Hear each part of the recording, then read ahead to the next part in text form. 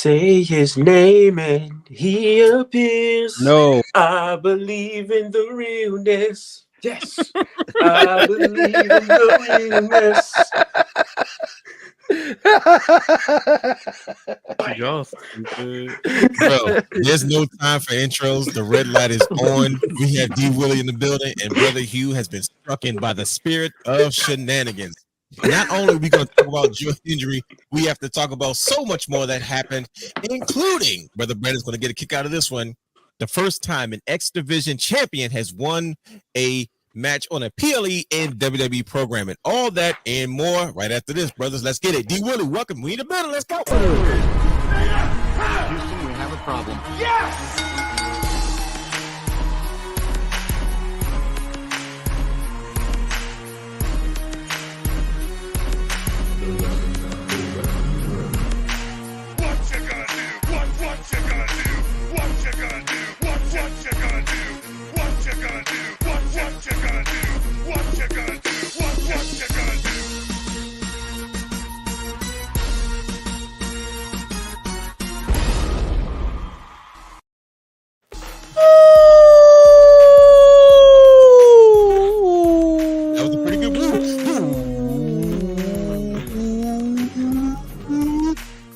Wrestling Wrealm Now podcast, where we take a deeper dive into professional wrestling. Now, follow us on all social media platforms and follow us on all social media platforms, including X, Instagram, Twitter, Facebook, at Wrestling Wrealm. Like, subscribe, and engage in the conversation, whatever you want to call it. You can watch all our Wrestling Wrealm content anytime on YouTube.com/The Wrestling Wrealm. You can download all of our audio content anytime on Spotify. Watch and subscribe to our Twitch channel at The Wrestling Wrealm. I am your host, the realist himself, the real Dwayne Allen in the building. And he is your host, the super producer, Brother Hugh, as a third, H to A to the S, B to the HC, 3 to the R, to the D, in the building today. And he is your host, not just any guy, but the belt king himself, Brandon, the guy, and he is your guest host tonight time, the curator of SIRTOBA Media, because the struggle's real to be awesome. D. Wood himself, Willie Wood, to Willingham, in the building tonight, and he is your host, the hardest working man in the business. He once was a face, but now he's a heel, so he goes by Brian H. Wood is in the building tonight, man. Talk about heel turns. But ladies and gentlemen, welcome to the Wrestling Wrealm Now podcast. Gentlemen, how you feeling right now? Everybody good? We got a crew tonight. It's a bit of a party. Crazy. Yeah. All good. Hey, feeling great out here in these streams, fellas. Thank you again for having me. Looking forward to getting the shenanigery started tonight.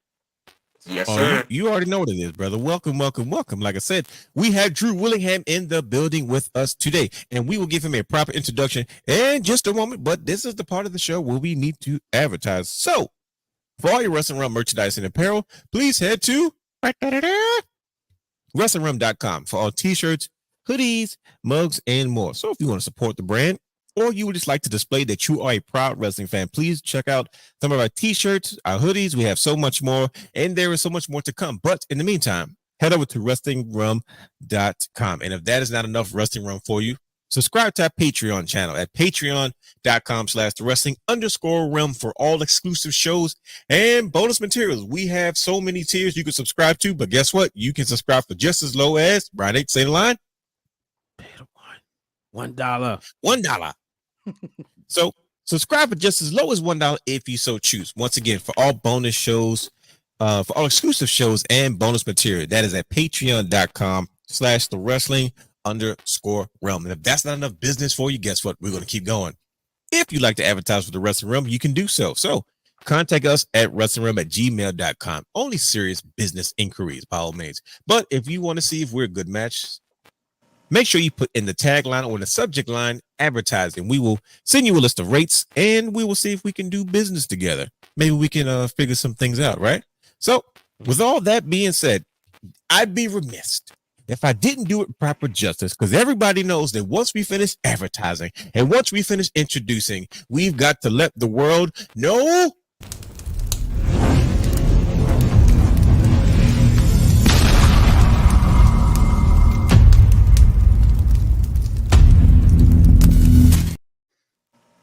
Ladies and gentlemen, you know when you hear that, when you see that bird flying, what time it is. Championship Culture Season 3 is upon us. Now, usually every Tuesday, oh my gosh, every Tuesday at 8 p.m., you can catch Championship Culture on youtube.com/The Wrestling Wrealm. Playlist Championship Culture. But there has been a break. We had Season 1, we've had Season 2, and Season 3 seems to be missing. But I am here today to announce that apparently, there must be some type of announcement coming from Championship Culture. So, Brother Hugh, Brother Brandon, gentlemen, what do you have to say about Season 3 Championship Culture? Season 3? What you got to say, Brandon? Wait a minute, I'm hearing feedback. I feel goosebumps. Is that for me? Is that for me? Uh-oh. I don't know. Who is it from? Uh-oh. Is that me? Whose phone is too close to the microphone? That's just I don't know. I don't know. it's been riding with their car, riding their car with the window down while they're on the phone. No, Yeah. was weird. Yeah, that was great. Is it me? Season 3, Championship Culture. All right, you got me? Y'all hear me? I think my I hear with you. It's me. All right. Yeah, Brother Hugh, you That's crazy. Brother, he said that he got electrocuted. Yes. There it is. Yep. It was So, Brother Hugh. it was here. Okay. Season 3, So- Championship Culture. Brandon the guy in the building. Now see, you're by yourself now. You don't got to tag that partner because usually, see, here's what happens, Drew. These two get together and they start doing shenanigans. They get all cryptic and they never want to give us any information, right? So we've been waiting for Season 3. People have been looking at Season 1. They've been looking at Season 2, trying to figure out what's going on with Season 3. First, they told us we was around the corner. Then they told us we were somewhere close to the kitchen. I don't know how close we are now to Season 3. We were walking up the steps. So we're walking up the steps. Hopefully, we can find out now. But once again, every Tuesday, 8 p.m., Championship Culture graces us with their presence to talk about everything Championship Culture related. Whether they're telling stories, because of course everybody has a story, or they're giving a testimonial or breaking down design. So much to consume when it comes to Championship Culture. Brandon the guy, super producer, Brother Hugh has a third. They do excellent. Yeah, job. I'm back. How I'm sounding? I'm sounding good. Yeah, pretty good. Oh, yeah. I'm feeling good. I think big old gump. I think I'm looking good. I would feel a lot better if we could figure out when are we getting Championship Culture Season 3's debut. I feel like we have an announcement, but I'm waiting for you guys to kind of confirm or deny one way or another. Well, I will confirm this for you, Realness, to put your mind at ease. I did not lie when I said we were walking up the steps. We parked the car, we were walking up the steps, had our keys out, and we realized, oh no.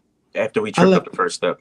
Yeah, we tripped up the first step. Yeah. Realized, oh no, the iron is still on. So I had to run back home to come back. So when I tell you we're coming back, and we're coming back on a certain date, and you would love to know that date, wouldn't you, Realness? I mean, a little bit. I think it's not just me. Because it affects you. So we're here to announce that on Tuesday,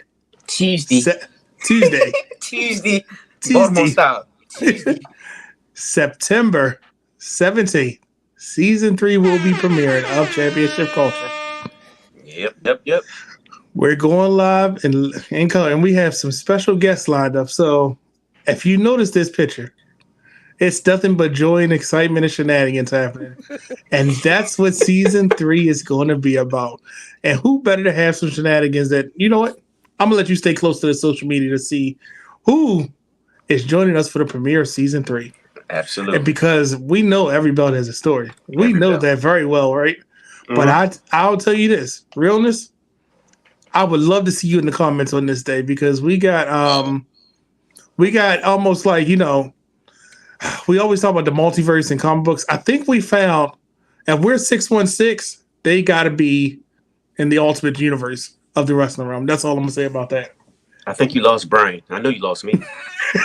Put it like this: we're the Peter Parker. They're like the Miles Morales universe. Oh, okay, I got you. Why did you say you lost Brian first before you said? You said, "Well, I'm sure you lost Brian, but you lost me too." Because he's been learning. He was been learning, and he's been adamant about trying to learn some stuff. And we're taking you to Comic-Con. You know that, right? Oh gosh, I might dress up. You're not. We're just taking you to. Stop it. Come on, I need Brian H. and Brother Lee to both go to Comic Con to stay for the entire day. let's do it. Let's do it. At least Say from like when. 9 to 1 p.m. Is there gonna be wrestlers there? Oh yeah, of course it is. I heard. Is it true that John Wesley's ship has signed up for the Baltimore Comic Con? I got to check it because if he did, but John Wesley's ship. I have no idea who it is. I don't know. That's possible. He played the Flash in the '90s, and then he came back for the Flash TV show. There we go. I heard that Matt and Jeff Hardy going to be there, Brian H. I heard John Cena might be making an appearance. So I mean, it's more reason for you to go. It's going to be wrestlers there. It's going to be plenty of wrestlers there. I know Matt Jim Lee will be there. Seen them enough. John Cena. Okay, well, listen, they may be in the form of action figures, but you said, are they going to be there? You didn't say walking past me. They have a lot of merchandise there. You said, got him. I'm sure. I'm almost sure of it. I'll check the schedule. The Rock's going to be there. That's Black Adam. All right, now you're talking. Okay, I did hear the Black Adam. There. The Black Adam, right? So to your point, Realness. Yes, sir. We're going to have a heck of an episode we're going to have a heck of a season because as we said at the conclusion of season 2, Realness has 5 shows that he's producing. And these shows it's 5. It might be more than that. It might be more than that. It might be a little bit more than that, but I can tell you this. Realness, you thought everybody had a story last season. Oh man. Because remember, in so many ways, every belt can have a story. Mm-hmm. Mm-hmm. A belt is more than just a functional item. Ooh. It can carry a personal significance. It can mark a milestone, or it can serve as a symbol of style or achievement. And it's for the culture. The culture. So in every ways, every belt has a like story. church announcements? Yeah. He's reading it off the paper like it's church announcements. He's like, everybody has the culture because the belt can be. That belt can be. I'm You like living that? it right here. You see, exactly. Isn't that Stamp perfect? on it. Stamp for D Oh, proof. Willie is living it, like you said. Willie Wood. So we have He's going back to Willie Wood tonight. Willie Wood. September 17th. We officially have an official date, so it's official, right? No shenanigans, no gimmicks. September 17th. This is a live show, correct? Yes. Okay, so we have a live show. We have a special guest, and I'm assuming this is probably going to be as action-packed as it can possibly be, because why else would you guys announce it in this fashion? So, ladies and gentlemen, it's official. September 17th, Tuesday, 8 p.m. Hit the feed and join it live. Stay tuned. Are you going to announce the special guest ahead of time, or how early will we figure out who's the special guest for the show? It will be announced ahead of time. You know what? We'll right. drop that exclusive. You want to drop the exclusive next week on the Wrestling Wrealm forum? Why not? Okay, there we All go. right, we'll So have the special Got it. guest. But Realness, So we I can, will tell you this. Tonight, at the end of the Wrestling Wrealm, if you go to Championship Culture on Instagram, you will find a special video just for you, Realness. Hugh has it. for He me, just I has feel it. special. Yeah. Once he approves it, it's going live, right, Hugh? Let's It's going live right after this? Absolutely. Let's just like do away with the shenanigans as it is. Is my belt going to China? Is it going to be at Universal Studios with a dinosaur at the Jurassic Park ride? I'm just asking ahead of time because I've been here before. Okay, Listen, so this isn't now, Toy Story mind Studio. Mind you, it almost went to New York with us. It almost did. Listen Yeah. to me. It almost did. It almost did. Ever since It didn't you make- guys, I didn't howdy, get your belt things have back. not been looking. He never got said it. what? Wait, what belt?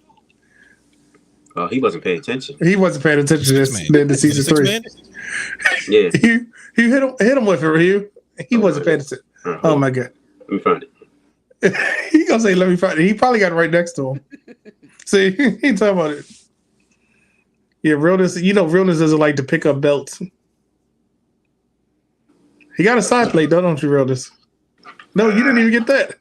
He ain't getting No, none I of it. don't have anything. We never Oh, man. organized anything. Yeah, that side plate right there. He convinced. They tried to convince me that it was a belt buckle. I said, bro, I know a side plate when I see one. Like you're not going to get me. That was here. He was working on it.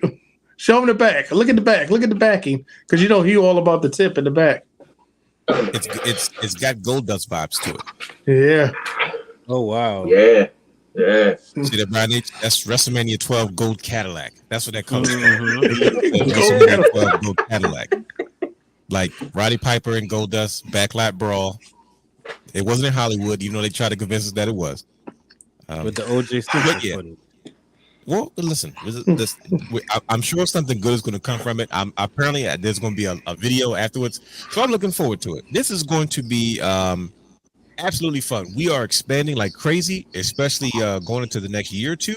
So championship culture it was kind of the spearhead of what that looks like, man. So congratulations on you guys going into your third season. You guys have done a lot. I know there's so much you want to do. There's so many more stories to tell.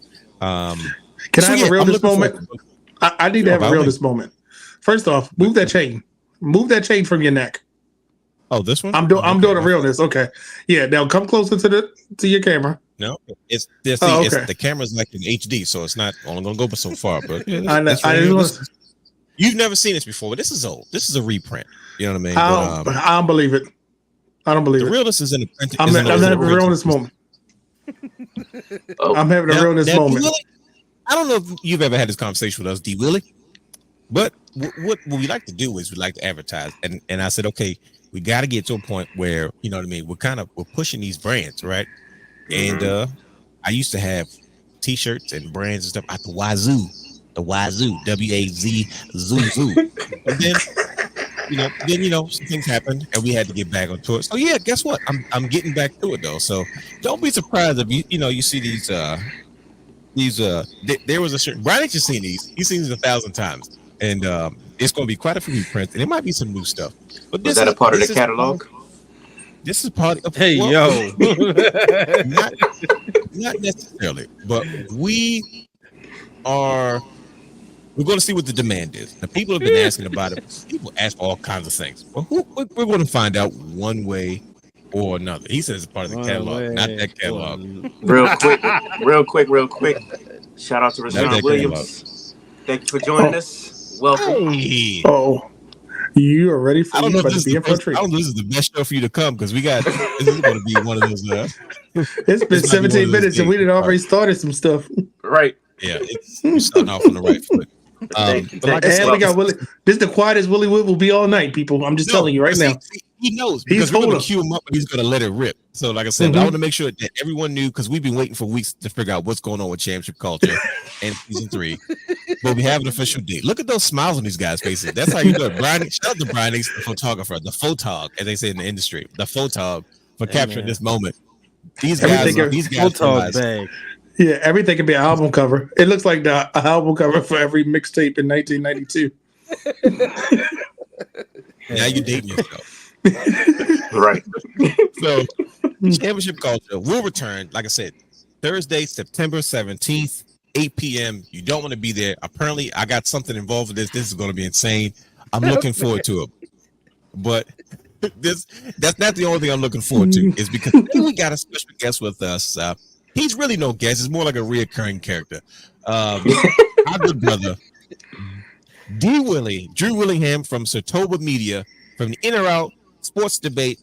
He has grown. First of all, if you don't know who Drew Willingham is, when I say this guy has one of the fastest uprising stories in this podcast industry, in this space. He's so knowledgeable across the board from sports, professional wrestling. SIRTOBA Media is taking off. It's expanding really, really quick. He's a good brother of ours. He's cut from the same cloth, and we've always supported him. He's always supported us. And that's why he's on the show tonight, is because we have to talk about quite a bit. We have to talk about a few things here and there. And it's like, hey, when he made the call, of course, bro, it's a no-brainer. So, D. Willie, welcome to the show. Of course, sir. For the people that don't know you, tell people a little bit about yourself, as if they don't know you already, Drew Willingham. But we know you as D. Willie. We know you as Willie Wood. Well, thank you guys tell again the people at home who the heck Drew Willingham is. Well, thank you again, guys, for having me here tonight. We've been able to chop it up on here quite a few times, on this show. And the In or Out Sports Debate is where we all got together at first. And, through several episodes, I got one more in after the one that Dwayne and I did for 119. We're up to 120 episodes of that show that started back in 2020, back during the pandemic. And doing that, with the previous brand I was with, to help start that one with Legacy Maker Sports Network, the SIRTOBA Media, where the struggle is real to be awesome, was like a subsidiary, I'm saying it in a nicer way because the last time I had this conversation, I kind of misspoke. You know, if you go back and you look at that, you'll see exactly what I'm talking about. Keeping it PG tonight, but tonight, when it comes to that, when it comes to SIRTOBA Media, where the struggle is real to be awesome, we have multiple shows that we have on there throughout the week.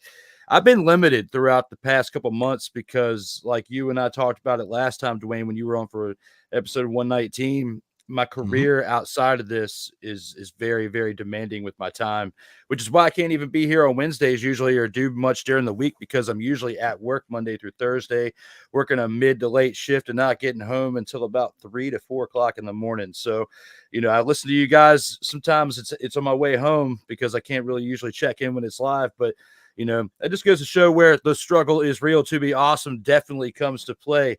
You know, we all know the story about where I had a TIA, which if those of you who don't know the medical terms of that, it's mini stroke.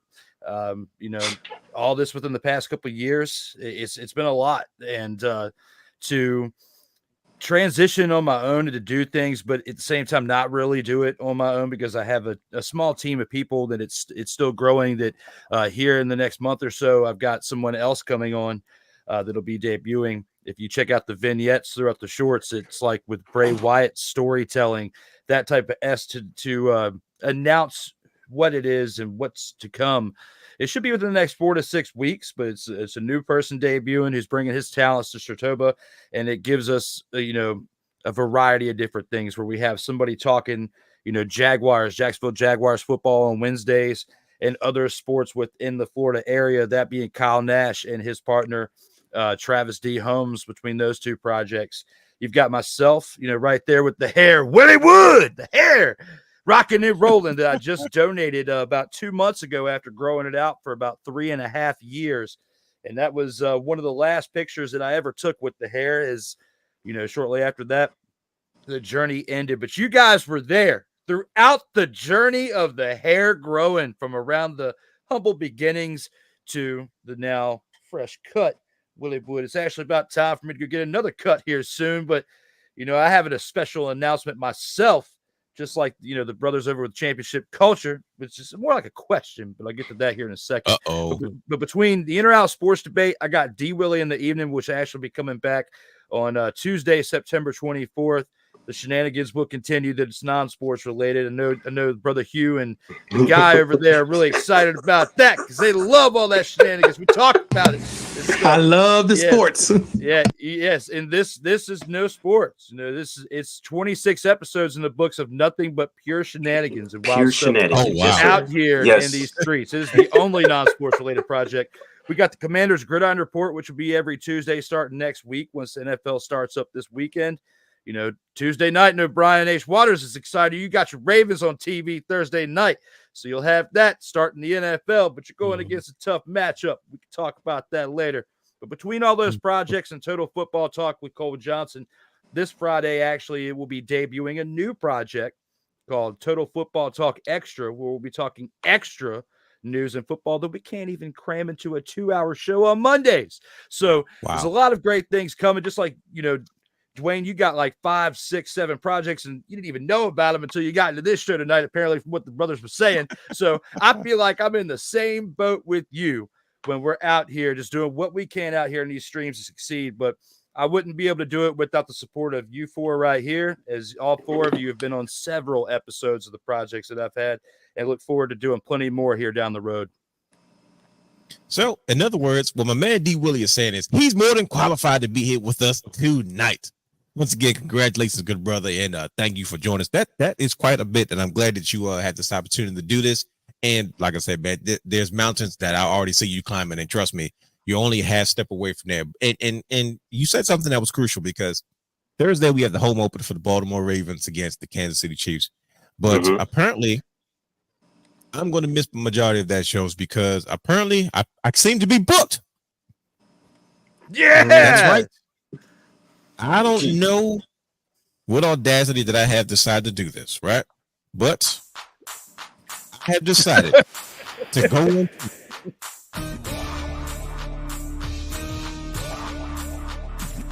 My road to WrestleMania, the Real Dwayne Allen Tour begins. I will be showing up on our Good Friends podcast, The Four Sides of the Ring, live Thursday, September 5th 2024. This is my first time being on this show, but I will be in good company. I'm looking forward to hanging with the fellas and talking a little wrestling with them, talking a little bit of shop, and figuring out what type of shenanigans I can get into on other people's show. Now, I can't guarantee that I'm going to behave myself, but I can guarantee one thing.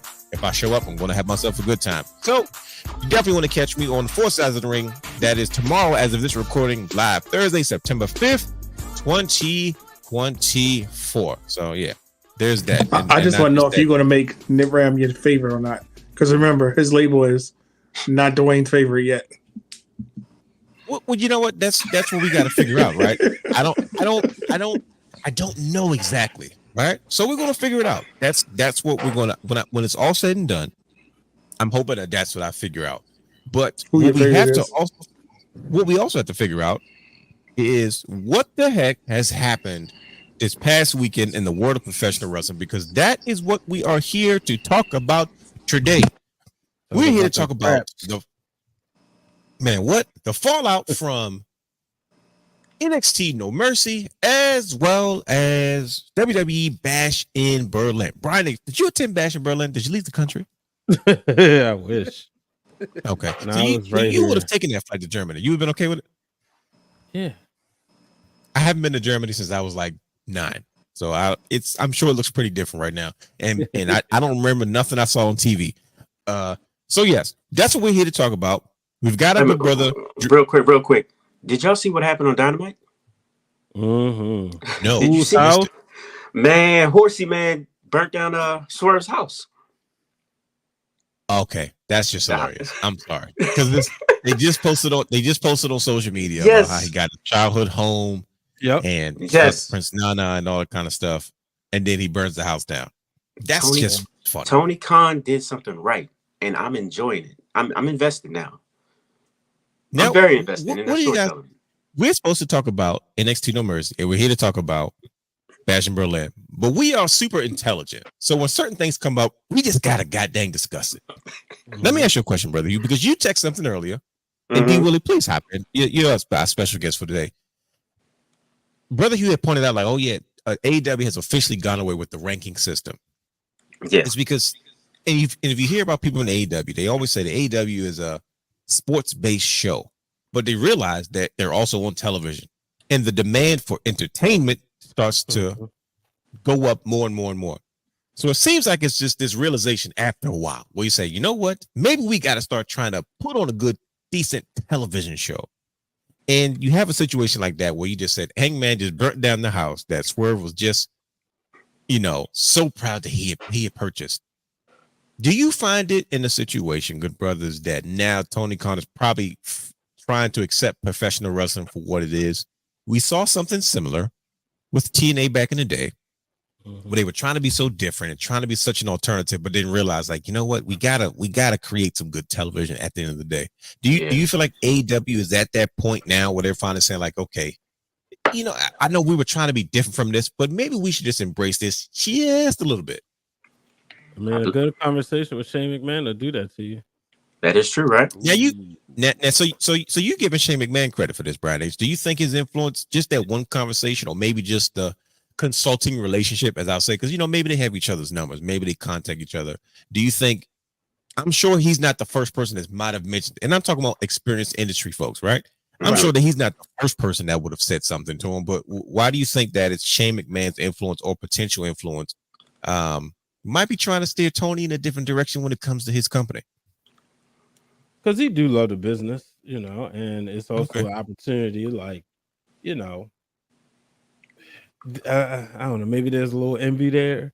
So if he can feel like he can keep something going that'll keep Triple H and Nick Khan on their toes, why not?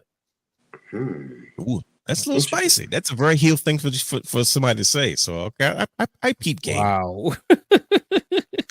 I gotta say that the AEW has improved with their storytelling. Like, look at the hook that they left at the end of the show. Losses the match, say goodbye to your childhood home. I mean, they're going to be battling out here all out in a steel cage. Yeah. I mean, where we were talking about the last time we got up about how they really needed to improve the storytelling if they really want to succeed, because for a while they were kind of, it kind of got pretty stale. I mean, I tuned out for a little bit, and I know you guys did as well. You were pretty honest about it. It's now getting to a point, dude, in professional wrestling where we're getting pretty close to the Monday Night Wars, because we're getting where things are kind of, I wouldn't say plateauing with WWE, but the Cody run's starting to plateau a little bit. You know, you got some other elements within that with WWE as well. So you just starting off with hot takes, huh? Wow. Yeah. You know, but so when you think about that, people are going to start tuning into AEW a little bit, and that's a pretty decent hook. Between that, you got the Daniel Garcia situation with MJF. I mean, there's certain elements to Dynamite that are keeping you reeled in each and every Wednesday night. I have a question for you, D. Willie, but I'm gonna let everybody else finish their statement. But I'm telling you purposely. So when I give you my rebuttal, I'm asking another question. I don't forget it. But Brian H, Brother Brandon, do you guys agree with this? Is the storytelling getting better, or what's the deal? The storytelling getting better, but I don't think the WWE storytelling is getting stale by any means on any show. Not the storytelling itself, but I think the Cody story is starting to get a little stale. I didn't mean to throw like a shade on like their entire storytelling, but just as an example, like if you have like your main event in certain parts, it's getting a little stale in certain parts of it. Of course, you're going to throw some attention elsewhere. You also got TNA, but TNA is not in the same conversation as WWE. I'm just saying to the overall fan. Yeah, brother. What's up with that? You guys the champion. Why is he not drunk? It's like, no, I'm not gonna do that right now. Hey. Like, why is it elevated brand, brother? He was like, no, I'm not gonna disrespect my guy. Brother Brandon, what do you think about it? Is AEW storytelling improving? So it's always been there. I think that Tony Khan, we got to remember, he's a wrestling fan. Okay. He is his family owns sports teams. You know, like what's exciting to a football fan is not exciting to a wrestling fan. What's exciting to a wrestling fan is not exciting to a reality show watcher. It seems like, and I'm just going to go back to when Collision first launched. For 3 weeks, that was the best TV that AEW had delivered because it was something different. It was unique. They had individual stories, and I'm just going to say these entertainment moments that made me want to go back and watch it. And then what enhanced it was the wrestling, because like he keeps wanting to try to push this tagline, we're the best come to wrestle. But if that's all I'm getting, why am I going to just tune in? I can go to an indie show and watch a good wrestling match if I wanted to. So I think that he probably has started to realize WWE is getting all these major deals, and I'm still stuck in my deal. What do I need to do to be noticed? I think that's what do I need to do to try to, because right now he's getting, and I don't know enough about the deals that he has. It seems like he's getting them by default because this company, I mean, this broadcasting wants a wrestling show. Give us the wrestling show. Go ahead and put it on, because there is no way that you can't not realize that it's not just where the best wrestle. It's got to be where the people are tuning in to watch the wrestling. So if he took his formula for his pay-per-views and put it on TV, it would be great. But he can't follow up.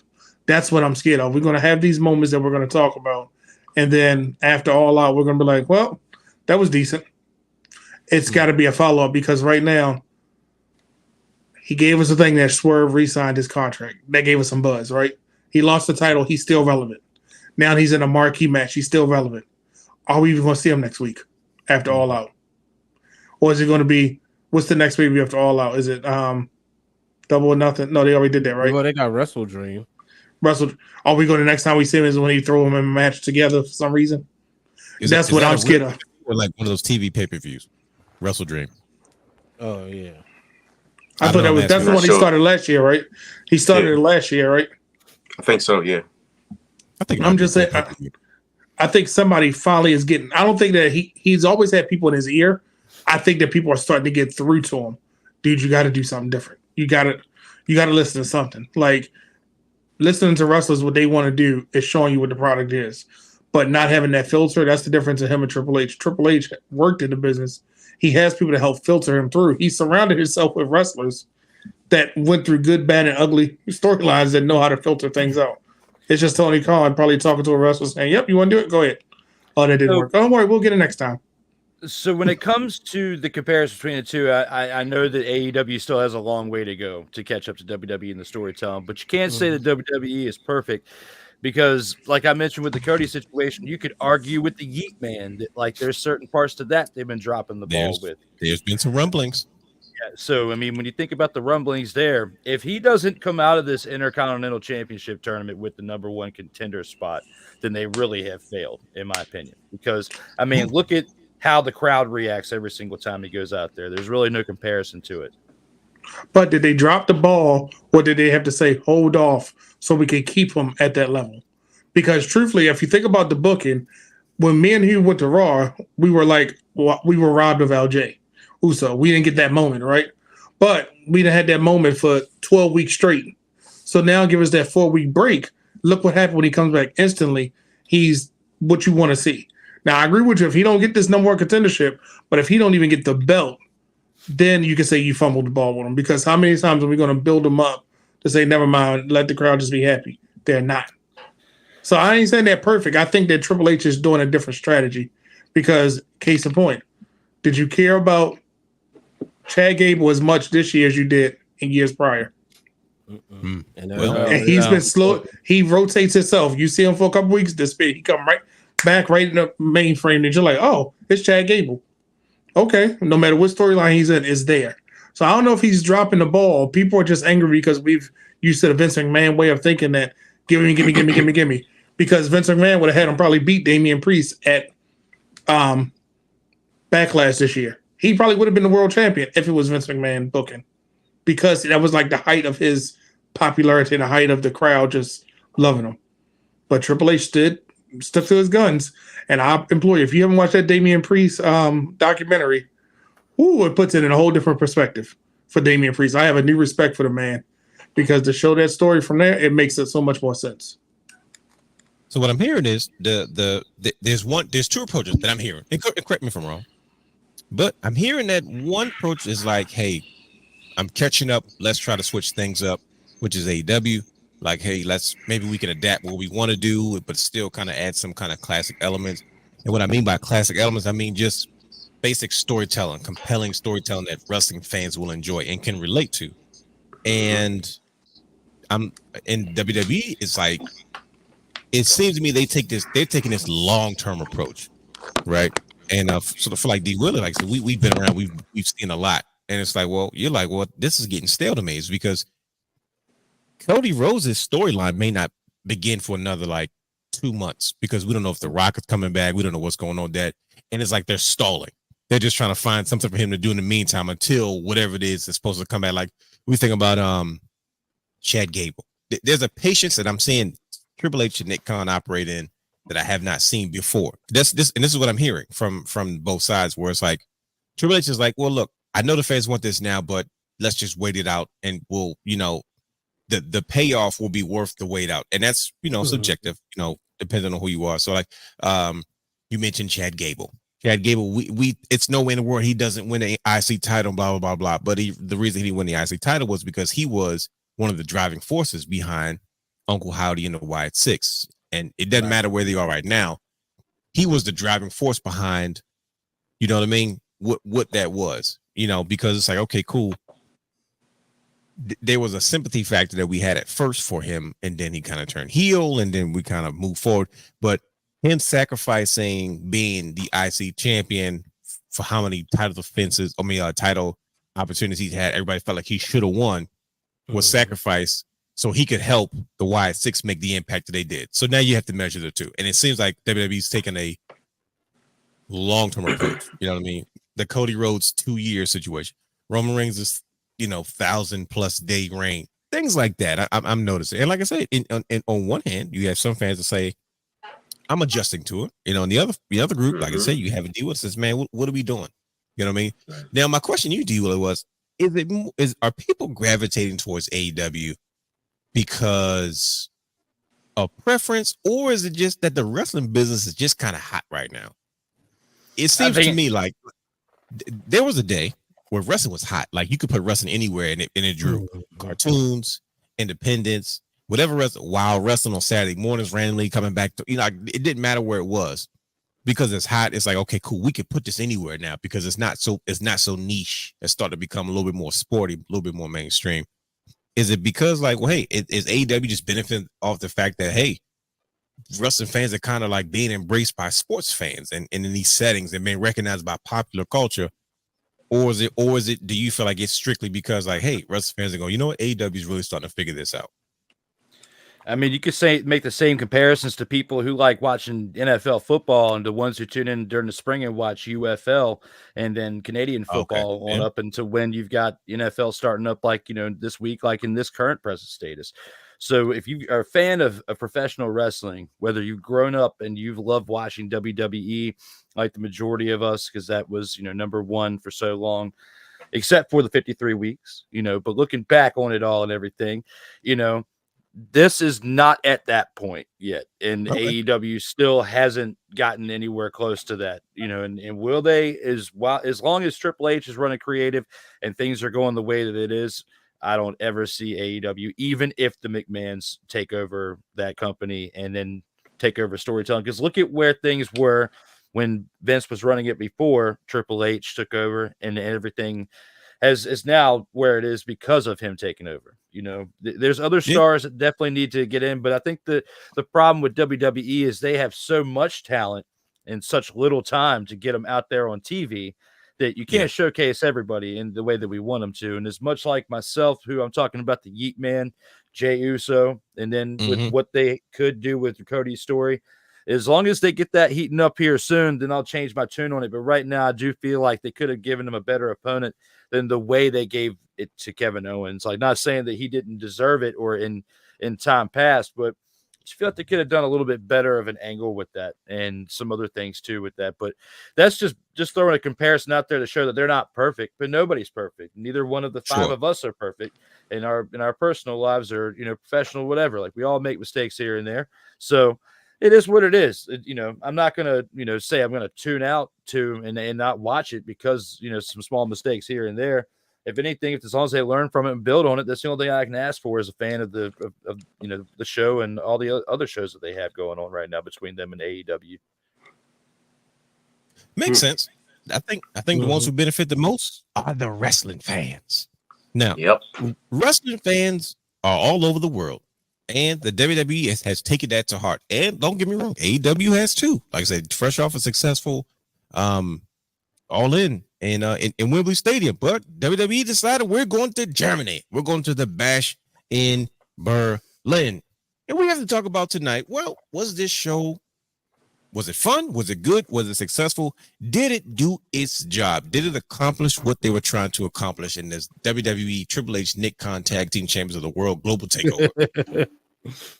So, starting at the top, gentlemen, did we enjoy Bash in Berlin? Was this fun? Did we enjoy the show? Did it, outside of Drew's not a fan of Cody Rhodes and I mean, it was the opening match, so we got plenty more to talk about. No, the crazy part is though, I think this was another one of those situations where, like, I think they're teasing something with Kevin Owens. First of all, I don't trust him. I never did. I never will. But we'll get into all that in a moment. But we never had this problem. My tribal chief was champion. I'm just saying. There you go. That's it. We had a problem. That's because he wasn't there. He wasn't there. Oh my gosh! There you go. Don't do that. Oh, cut it out. We was eating steak. Now we eating steak. We was eating nothing. He wasn't there. It was only good when he was there. Oh, I'm sorry. You like the phone. Call Roman Reigns on Thursday for 16 straight weeks. Okay, yeah, that's when it was good. I cannot believe they found a way to successfully have that man cheat for 1,000 days. What are you talking about? It will be like the highest grossing, the highest selling, the highest everything. I said, bro, on a part-time schedule. This is, bro, it's amazing. I respect it. He won at America. I tell people, like, what does that mean? They're like, oh yeah, you can win at America, right? Like, what does that mean? Is the less work you do and the more money you make. And he won. He's winning at America. What games he playing? He's all playing bullets beforehand. He did. We hated Roman 2014 to 2020 because they was set to boo him before after he came back and he was healed. They said, "Oh, well, you about to face Goldberg for the belt?" Oh no, they was gearing them boos up for WrestleMania. Then the pandemic happened. Yep. Well, listen, there's all types of things we can say about Roman. He got put through a table by his kinfolk, but oh boy. Then we get time to talk about that. Sorry, Brian H. I know it's not your favorite topic, but Jacob. Yeah, clearly he's insane. He's got a boot on. He's out there running and jumping with a boot. His boot is gone. Okay. Yeah, now he's bootless. So yeah, that's even worse. We've seen God Lord. We've seen the expansion of the global audience when it comes to WWE. We've seen Puerto Rico. We've seen Canada. We've seen Germany. We've seen where's the other place they've gone? We've seen they've been to Japan. They've been where did they go? That was crazy. Brian, you said France. You said France, right? France. There you go. France. Australia. We've seen this. How did this audience in Germany compare to some of the other audience? Was it just as live? Was it just as fun? How do you think the German audience responded to the WWE product at Bash in Berlin?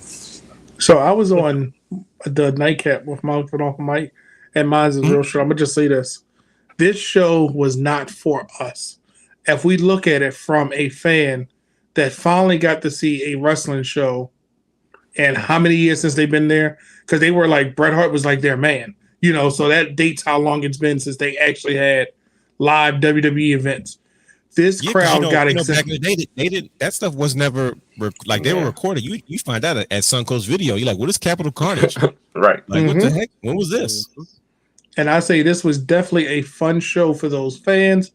A great, impactful. The major storylines were there. It was perfect for that crowd because that crowd, every moment of it, they were into it. That people were breaking character, everything they was holding. That's what a wrestling show should be. Straight up fun and entertaining with good wrestling. And even the low points were still out of this world because the crowd made it that way. I think it was a great...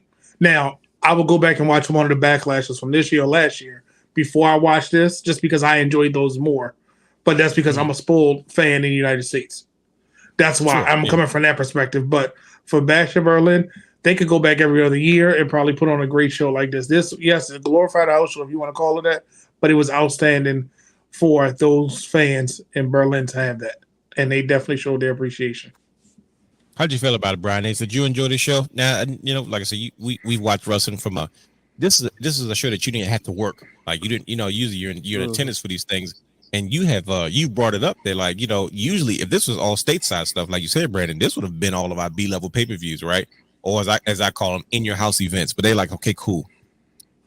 Let's take it globally because they're probably going to appreciate these smaller level pay-per-views more in the moment rather than, if you went to, New Orleans or Chicago or whatever, you know what I mean, here in the States, because like we're kind of spoiled wrestling fans. We have it at the tip of our fingers, but the global audience appreciates it more no matter what you put on, like you said. So how did you feel about the German audience, their response to having this WWE show in Bash in Berlin? Was it justified? Did you feel the same way as the German fans watching Bash in Berlin? Yeah, I enjoyed it. I think because the time definitely helped. Some good old Saturday afternoon wrestling. Yep. And then, but also, sometimes stuff could be predictable. But it's just sometimes you just gotta understand when you've been watching wrestling long enough, and when the stuff ain't predictable, then it's stupid because some things just wouldn't make sense. So when I saw it, I think the match that really like got me up running around happy was the women's tag title match because like I really wanted Bianca and Jade to win, but I wasn't gonna pin that in like, oh yeah, this is a guarantee. You know what I mean? And then to me, Drew McIntyre and CM Punk, I mean, this is the match I've been waiting for. Like that, like SummerSlam was good, but again, like, it's one of those matches that, because of Seth Rollins was there and whatnot, there was a third element to that story where this was just one-on-one and they just, going at it. So overall, I thought this was good. I saw like Randy Orton and Gunther, it had that old school feeling, and for the Randy Orton, I don't want, but like, I don't want to say vulnerable, but maybe aged. He looked aged a little bit. Like, what do you mean? As far as his work, or his look, in the storytelling, like the storytelling was like he was the look aged. Like, he's not the same Slither and Viper that he used to be, and that's what I thought that was better about it, because of the fact that he was telling that story he was telling to get Gunther over to that next level. Because there you go. Like we always talk about, when you look at like the history range, like when they do these stats, right? He's gonna have put Randy Orton to sleep. That's not something that happens all the time. I don't even remember the last time Randy Orton ever was tapped out or passed out. So that was huge. That's true. Yeah, no, I get it. What about you, brother? Do you feel the same way? Was Bash in Berlin?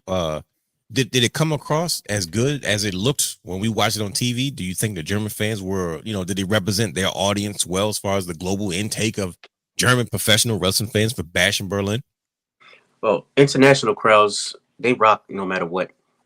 Just for the simple fact, like Brandon said earlier, they don't get it. They don't get wrestling, 24/7 like we do. You know what I'm saying? They don't get it on a regular basis. But overall, the presentation was good for me. It further storylines. It was a solid pay-per-view. It did its job. It wasn't too much. It wasn't too little. It did its job. That's it. Okay. I enjoyed it. My God. D. Willie, how'd you feel about it? Was this all it was cracked up to be? Global audience, the global expansion. We're going to Germany. Did it make sense to you? Did you enjoy the German audience? Did they make it fun for you watching Bash in Berlin? Was it worth it? I mean, every pay-per-view or PLE nowadays has its ups and downs that we go back and forth on. And, I definitely understand where Brandon was coming from, especially with the scenery and everything and the way the crowd was reacting to certain things. I did enjoy, in seeing Mommy and Priest get their revenge, or at least a little bit of it. I feel like that story's going to be going on for a little bit more times. There's a lot more things they could tell with that, especially with what happened on Raw this Monday. So, that right there, I definitely enjoyed seeing that. I definitely enjoyed seeing, Bianca and Jade become the champs for a second time at the show. I felt like that was inevitable, and they basically dropped them at the last PLE just because of, where they were at. It's kind of like Gunther being a champion here in Germany, during this time. They're trying to appeal to the crowds and see how the reaction is. And we've been seeing that a lot this year, and a lot of different moves they've been making. Definitely strategically overall, I felt like it was successful, especially when you hear about the numbers and everything. It was the first time they were there since 1997 for a major pay-per-view or PLE. Yep. So definitely was great to have that. So historically, and the things that they were able to achieve during this weekend, I felt like it was great. But definitely, there were some stale moments in there, and I threw my shade earlier with the opening match there too, and how that could definitely gain some traction in time if they do it right. But yeah, I'm seeing where you guys are going, because especially with, they don't want to go too soon on certain elements of Cody Rhodes' story when you got other stories that could definitely deserve to have that extra time in the spotlight during each big show like Raw or SmackDown leading up to a PLE. But at the same time, you can't have the champion just be off to the side too much, because you still got to showcase him on those big events too. So I feel like if they do a job with, promoting him for the next one, that will improve. But I do feel like it was right, regardless of where that story was, to have him open the show as a WWE champion and have Gunther close it with the World Championship. And also, great points you brought up, Dwayne, as far as, the last time, which I can't recall, the last time Randy Orton was tapped out or ever put in a sleeper hold. And it definitely helped elevate Gunther as well. So it definitely wasn't a wasted pay-per-view, or I keep saying pay-per-view all the time. It wasn't a wasted PLE, but I could definitely see the discrepancies in there too. Okay. So let's just stay right there. So what was your favorite part about the show? What was your favorite match, favorite moment? I would say, that part too, with the main event, with Randy Orton and the things that he was able to do to give back to a younger talent, that definitely showcased, as he always does. Yes, he is definitely not someone. He is not the Aaron Rodgers of the team. Okay, he is not a selfish person in that locker room. I would say you know, that's one of my favorite moments. You know, the Judgment Day, that story is where the bloodline kind of dipped off a little bit once Roman had to step away for a little bit. The Judgment Day has been keeping things hot right there as a faction to watch within this company. So not to say there's been anything terrible with what Solo Sikoa and company have been doing over there with the Bloodline 2.0. But when it comes to that, it's not. We all know it's not the same. It's not Brian the H. same. Verify. And yes, it's just a big question of when Roman's coming back at this point, because I mean that's what we're all waiting for. Is after he got put through the table and got the expletive beat out of him not too long ago. We know he's coming back, and he's coming back with a vengeance. But is it leading towards Survivor Series? Is the next time we really see him in a major match? It's a big question. Oh boy. No, that's like all very good points. And now I'm intrigued. Brother Brandon, what was your favorite match of the show? What was your favorite moment at Bash in Berlin? You're not gonna believe it. It was actually CM Punk and Drew. Wow. It was actually Ronnie, yes. You know, we're at 55-44. He said CM Punk and Drew was his favorite match. I gotta hear this one. Go ahead. Excuse me, sir. Go ahead. I told you that's his favorite wrestler. Come on, Because you know, brother, he's been saying this for a while, but I'm like, wait a minute, for the brother, longest time. See, maybe you and knew I something said, that we just didn't. I didn't believe one you. thing that CM Punk can do is a strap match, and I felt like it was the most entertaining and the most. No, don't get me wrong, all of them were good, but I'm saying like Rhea and I didn't get the Riptide on Dominic Mysterio. That's why I didn't put Rhea and Damian. And I'm gonna say this match because it's hard to do a strap match entertaining without. And I put in a group message. Oh, they about to do the Eddie Guerrero and JBL spot. They started it, but then they changed it. You know, it was so many good elements that it played to CM Punk's weaknesses and made it a strength. Drew has that formula, and I don't know what it is about Drew in this. If you have it, that he pulls that good match out of people that you're like, I remember this match. That's the match. As good as Gunther and Randy was, because Randy being the vet and Gunther, and I'm probably one of the few people that didn't like the finish because I didn't like that Randy got put to sleep, because I'm like, why couldn't he just get the decisive win? Because at the end of the day, it would have been, to me, a bigger notch, like who's going to take me down now, because I pinned the man that doubted I pinned him at King of the Ring. But going back to this match, the lights on the thing were kind of weird, but I understand why. I didn't like that they kept trying to explain the rules, because I'm like, we get it, just touch all four corners. But then they were trying to like, oh, they got to reset them. And I thought the finish was perfect. And at the end of the match, I said, but this isn't done. They're going to fight until 2027 at this point. And lo and behold, look, we got the next thing. On this season no more either. Oh, yeah. You didn't watch Raw, did you? No, I missed it. Okay. Yeah, so that's all I'm going to say about that. They're going to fight. Did I watch Raw? No, I missed it. I don't. You I was just saying. Yeah, you would have. Yeah, You said what? definitely. You would have remembered. They're going to fight till 2027. Who attacked who? I know somebody got attacked. CM Punk came out there. I'm coming after you, Gunther. I want that world title. I'm here to make money. Drew, boom, Claymore. But he bloodied his mouth, took him to the stretcher.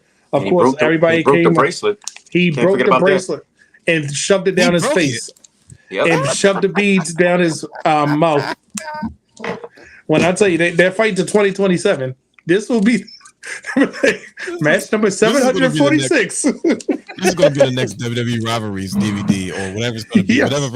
First of all, you know Netflix deal's coming out, so they're going to send all this network stuff to Netflix. They're going to do that's going to be fun. Wow, you and what? Look at you! Come on, Drew McIntyre and CM Punk. Wow, Brian, are you still standing steadfast with the women's tag match, or did you have another favorite moment or part that you enjoyed the most about the show? You know, one thing I'll say is I was waiting for a moment that didn't happen, and that was Cody and KO. Like I was just waiting for it. I was sitting there, I was geared up, and he didn't do it. But I get it, you know, and you know. It also, I'm pretty sure this ain't the reason. That's because he switched sides, bro. He had that blue on. Yeah, but I'm saying like bingo. When he had the blue, I said he ain't turning. It made sense that you know, that like with Cody being the quarterback of the WWE, you know, him doing the post pressers and stuff, that would have been another distraction. Like I said, no, that wasn't. I'm pretty sure that wasn't the reason. Like, hey, we're not gonna turn on you because you got to be Triple H today. But you know, that's why like. I said before, you know, it just proved that that was the most important WWE championship win. You know, but I realized during that match that I enjoy Cody more outside the ring, like the build up, the lead up, the story. You sound like D Willie. No, but see, like D Willie want to take the title off of him. You know, Cody needs to be champion. You know, if it ain't the tribal chief, it's got to be Cody. That's you for the first time. I feel like we have a Rock and Austin. Yeah, like I didn't feel this way with Cena Orton.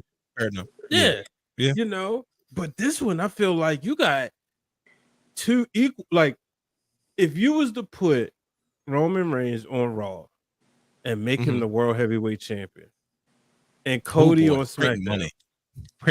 Man, it would have been like the first WWE draft. And see, we got the first. Can you do the same with CM Punk as world champion? Would it have the same effect or? No. Stop it! I gave him one piece of credit. Stop it, Dwayne. You know that. I think we give him that's not. No. Not the same. The thing with Punk is, like, Punk got that cult-like following. Him and Seth Rollins, they're the wrestler's wrestler. You know what I mean? Yeah. And I would even argue.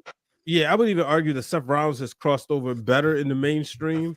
But at the end of the day, like, he's the Macho Man, right? And we can't act like he's the Randy Orton to the John Cena. Yeah, and we can't act like those times when with that year 89, when you know Savage was champion, that WWE was doing the same type of business when Hogan was out filming movies. You know, it's just not that way. The business was going down. Yeah, you know, so I don't think you could do. And also, you didn't have to bring Macho Man into this. We could have left that part out though, but it's cool. No, it's cool. It's a great point. Hey, you know, we saw another part too in the match where the knee did buckle. The what? The knee did buckle. Remember how KO was trying to sell the fact of how his knee is hurt? He didn't want to go against him because his knee was hurt. You know, he felt like it'd be a cheap victory. It would cheapen his victory or whatnot. Well, he said his knee wasn't hurt, and then he got up on that top rope, and the knee buckled. So he lied to us. Cody, you lied to me. What did I tell you? I told everybody he's a great liar. He's a politician. You leave Cody Raheem alone. You leave our black champion alone. He is doing okay with a bum knee. This is the same guy that grew up in a house with Dusty Rhodes, who had a hinge on his cast. Absolutely. And he said, I thought my father's leg was broke. I tried to walk in the room and realized that the cast opened up like this. There was a hinge on the cast, like, so I don't trust anybody that has Daniel that Bryan level. Said it. He said, Cody's a good liar. He taught me how to lie. He's like, you know, his inspiration, man. They love the business. Is Daniel Bryan lying when he says that AEW is the best wrestling company in the world? Is he lying? Yes, he knows he's lying.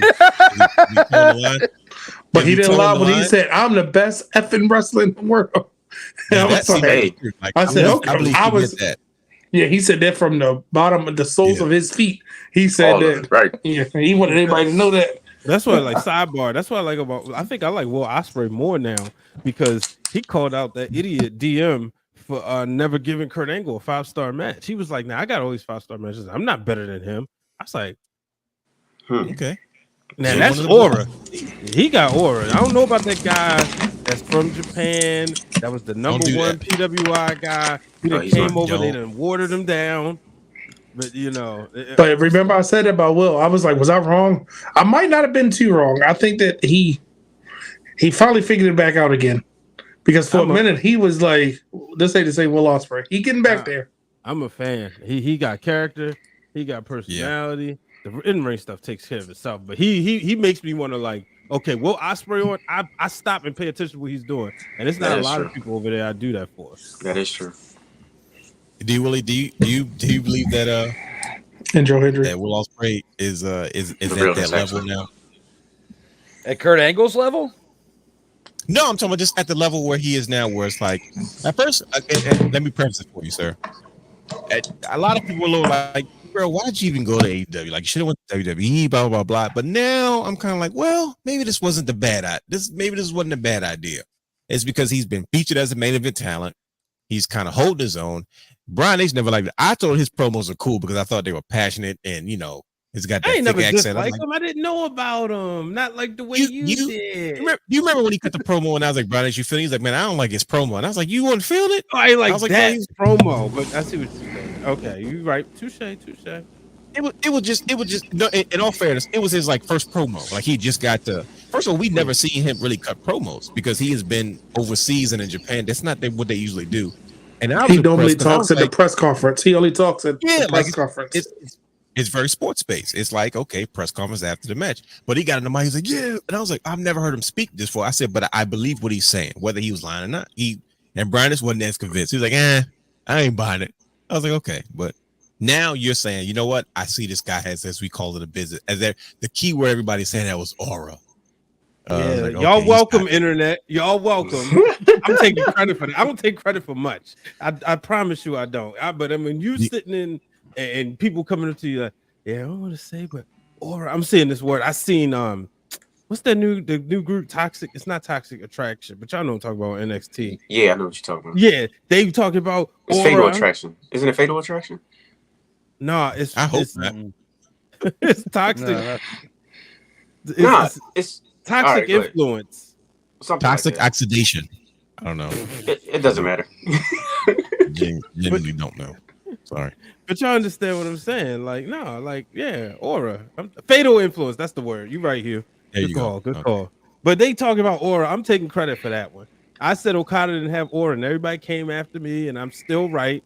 But Will Ospreay got aura. He does. Okay. He does. D. Willie, you agree? Brother Hugh, you guys agree? MJ, I agree. I think that if Will Ospreay would have gone to WWE, it'd be a lot less for you guys to talk about each week when it comes to AEW. So, I mean, it's been a big part. I mean, think about if MJF was still on hiatus and you didn't have Will Ospreay in there, besides Swerve and, Bryan Danielson's story, there's not much else going on in there that would be relevant enough for you to talk about each and every week. So as much as it might have been really good for Will Ospreay to go to WWE on one hand, we're already talking about how they've got so much talent. It's tough to shuffle it around enough as it is for everybody to be happy. So I think they like that though, real quick, Drew, because like you brought up something about like Jey Uso and everything, but like when CM Punk mentioned that they have an app that they could take days off now. Call out sick. Like, yeah. Hey, I'm not making this. I don't think I'm going to be making it this week. Let me hit this button.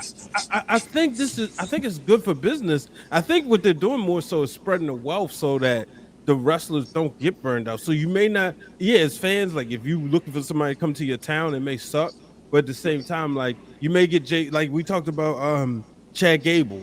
We extending how long you do things, extending this. So I think that's the best part about having such a. Now the mid card and the top card is heavy, but then you got somebody like Pete Dunne who just want to wrestle because I mean his family over there, so he over here ain't doing nothing else anyway. So he over there getting Trick Williams over. Oh boy, where did we start talking about that? But brother, did you tell us that? Man, did you tell us what your favorite match was at Bash in Berlin, brother? I did not, but well, from initial reaction is I didn't really like the CM Punk Drew match. Why is that? I think the only reason it's probably because I just don't like strap matches in general. You don't like straps? You don't like the strap? No. You don't like straps? But you like tips. But you like tips. Straps matter. Okay. But you like tips. I knew you did. In all fairness, let me let the world know. Sorry, I don't mean to put your business out there, brother Hugh, but I gotta let the world know. Brother Hugh's not bluffing because he, as soon as the match started, he's like, bro, I hate these, bro. And I was like, dang, what happened? And the show didn't even start yet. But he was like, yo, I'm just not a fan of strap matches. So I was like, okay, cool. So don't get me wrong, though. They did tell a good story in that match. It was the way it was played out. It was phenomenal. But I don't have it for strap matches. So with that being said, I'm going with the Gunther Orton match. Gunther. Yep. I was hoping Orton would go ahead and repeat this week. Gunther? Yes. Okay. Walk around with that with your headphones in the gym. It's up there with Roman and Jay and Cody. This man had the track jacket on walking around the gym. I don't wear track jackets. With his hands on behind his back. Wow. Oh geez. Oh boy, brother. We're talking about, ladies and gentlemen, Hollywood is in the gym. He's walking around holding his wrist like Ludwig. Like, Did you call that man Little Wig? I said Ludwig. His name is Ludwig Kaiser. Ludwig. Yeah, you gotta say it like it's a Kaiser big, yeah. was walking randomly, like we leaving SummerSlam, Mhm. like you know how you got that long walk out of a stadium show, Yeah. and we just like happen to look to the left, and he's like just walking through, like. Was he doing his walk though? Nah, he was like not that one, but he was doing another speed walk. You're like, bro, what you? Like That is my guy. Could you hear the music playing though as he walked? Was he walking with the music?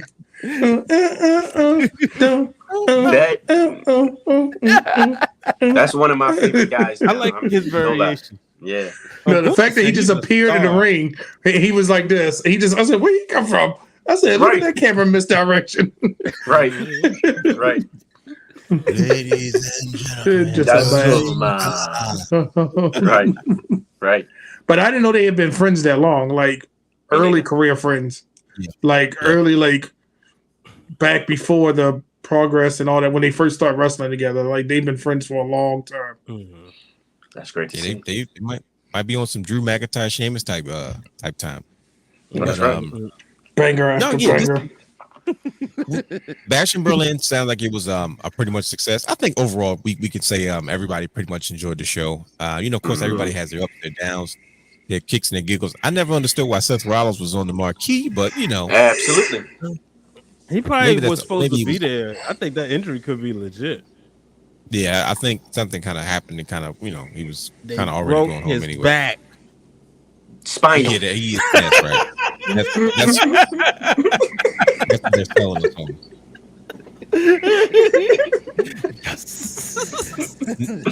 Now, while that was going on in Germany, right? The global expansion was not only for the overseas audience. It's because we found ourselves in Detroit, Michigan, right? The night before Monday Night Raw, we had another wrestling show. Huh? Bro, we was NXT in No Mercy. I thought we was in Denver. That was definitely Denver. What did I say? Detroit. Hey, you said global expansion to Detroit. I'm like, is Detroit another country? Because I said not only did they, not only was they exploring the global expansion, they had something stateside. I just thought it was in Detroit. I stand corrected. It was Denver. Excuse me. Denver, Colorado. NXT No Mercy took place. Now we know that NXT is moving to CW, bigger audience, and we know that there's some changes going on, and we finally feel like we have these new established talent that's enough to, like I said, draw the audience and the views that the mainstream is looking for. And when I say the mainstream, I'm referring to the moneymakers, the TV people. They say we want this programming on our television, right? So first and foremost, like I said, good brothers, did we enjoy No Mercy? Did this tickle everybody's fancy? Like I said, this is a different vibe now because we're so used to the NXT takeovers. But it's like, it seems to me, and correct me if I'm wrong, it seems like to me for the first time, it really seems like these shows are standing on their own with legitimate homegrown talent, with the exception of one or two pieces. Before you had all the heavy hitters from the indies that became superstars that just just took it to a different level. But now I'm like, dude, this is probably the first time we see a lot of homegrown, fresh talent really carry the weight of these major shows. I mean, am I right? Am I wrong? Do you guys agree? 100% agree. The fact that outside of Ethan Page not being a NXT guy, we can argue about Wesley and because they are basically NXT grown because they took them from TNA early enough to put their stamp in But Ethan Page is the seasoned vet out of everybody on this card. That tells you something right there. Like Ethan Page is your veteran. You get what I'm saying? Like this says a lot. And I'm telling you I wish a couple other titles would have changed hands, but I'm going to say this, and I said it before. I don't know where Tony D'Angelo came from, but we need more of him. This man hasn't stopped putting on good matches since he's been in NXT. I hate the gimmick. But I was just about to say, ask. I was about to say, I feel a hot take coming on. I was just about to ask. Does that gimmick make sense on the main roster? That was going to be my question. I feel like it's too stereotypical. Like, why? Because he's Italian, he got to have a family. Why I got to be mafia based? We've seen that in every Hollywood movie. He clearly can wrestle. Give him either let him come up with his own gimmick or give him something else, because that to me is probably what's going to hold him back. And I was kind of sad that everybody else left and he was still there, but I get why he's still there. Look what he did for the Heritage Cup. Look what he's doing now for the North American title. And he can slide back into the title picture. He did all this in 1 year. He was literally on the title picture for the world title, Heritage Cup champion, and then he was fighting for the North American. The man can do it all. And it's like, where did he come from? Like, he just appeared and was like, this man is actually really good. And you know what's going to hold him back? Him wrestling that undershirt and track pants. Go ahead. That's why I said the gimmick. But remember, that's how Andrade was at first with the whole dress pants and then it was like Andrade had to find his gimmick. Don't get me started. Don't bring that up. There you go. I was trying to let you go. I wouldn't. This is not a gear conversation. He's only 20. He's only 29. That's the crazy part. Oh wow. Okay. Well, that's relatively young in wrestling because you don't hit your prime. So you're like 45 in WWE. Damian Priest 41. Mm-hmm. Yeah. And they start hitting their strides at 40. But if he's doing this much, because like every match, I find myself going back saying, "Dang, that was a good match." Mm-hmm. And not to mention the match to me that stole the show, which I didn't know was going to be that good. I knew it was going to be good, but where did Zachary Wentz become such a good single star? Let's talk about it, man. You said who? Zachary Wentz. Yeah, that you know, crazy when part did he is. become? Let's just go there, because D Willer, we come to you next, brother. So like, I know you got something to say, and I was just, but I got this strictly for you, Brandon. Thank you. I appreciate I wonder that. how Brandon. Like, I was going to text. I said, no, I'm gonna wait to the show. I want a live reaction. I was like, I wonder how it feels. Because this question is twofold. Because everybody has a story, and how you guys say it. Everybody has a story. Everybody has a story. Twofold. Everybody. There's three layers to this one, right? I say, first of all, I watched it like, oh crap, they got a win on WWE TV. Now I think it's well deserved. Let me break kayfabe. Is because Zachary Wentz was released from WWE based off allegations that they found out were not true. So that's one thing. You know what I mean? And I know, don't get me wrong, they did what you got to do, because you have to take these things like that seriously, and that's just the way that it works. Okay. Yep. But it's like, but it's not like they're not familiar with him. You know, they are familiar with him, and he's well aware of the style. But to have, when I saw him come out, he came out as TNA's X Division champion. Everybody knows that is Brandon's favorite TNA championship. Everybody knows that. Everybody knows that that he has that belt, and it's like it's a staple in his championship culture hood. When I mean that, I mean like the fact that this is one of the reasons why he's a fan of that whole lineage, right? So you have that, and then you had that guy that he went over. I was like, oh, what is going on right now? I said TNA's X Division champion just won on the NXT on the WWE PLE, and it wasn't even in like the Capitol Sports Complex. It wasn't at the Performance Center. This was in Denver, not Detroit. It was in Denver. I said in front of this large audience. I was like, yeah, what year is this? What's going on? I said, I wonder how Brother Brandon feels about this. But first, I was excited to see that.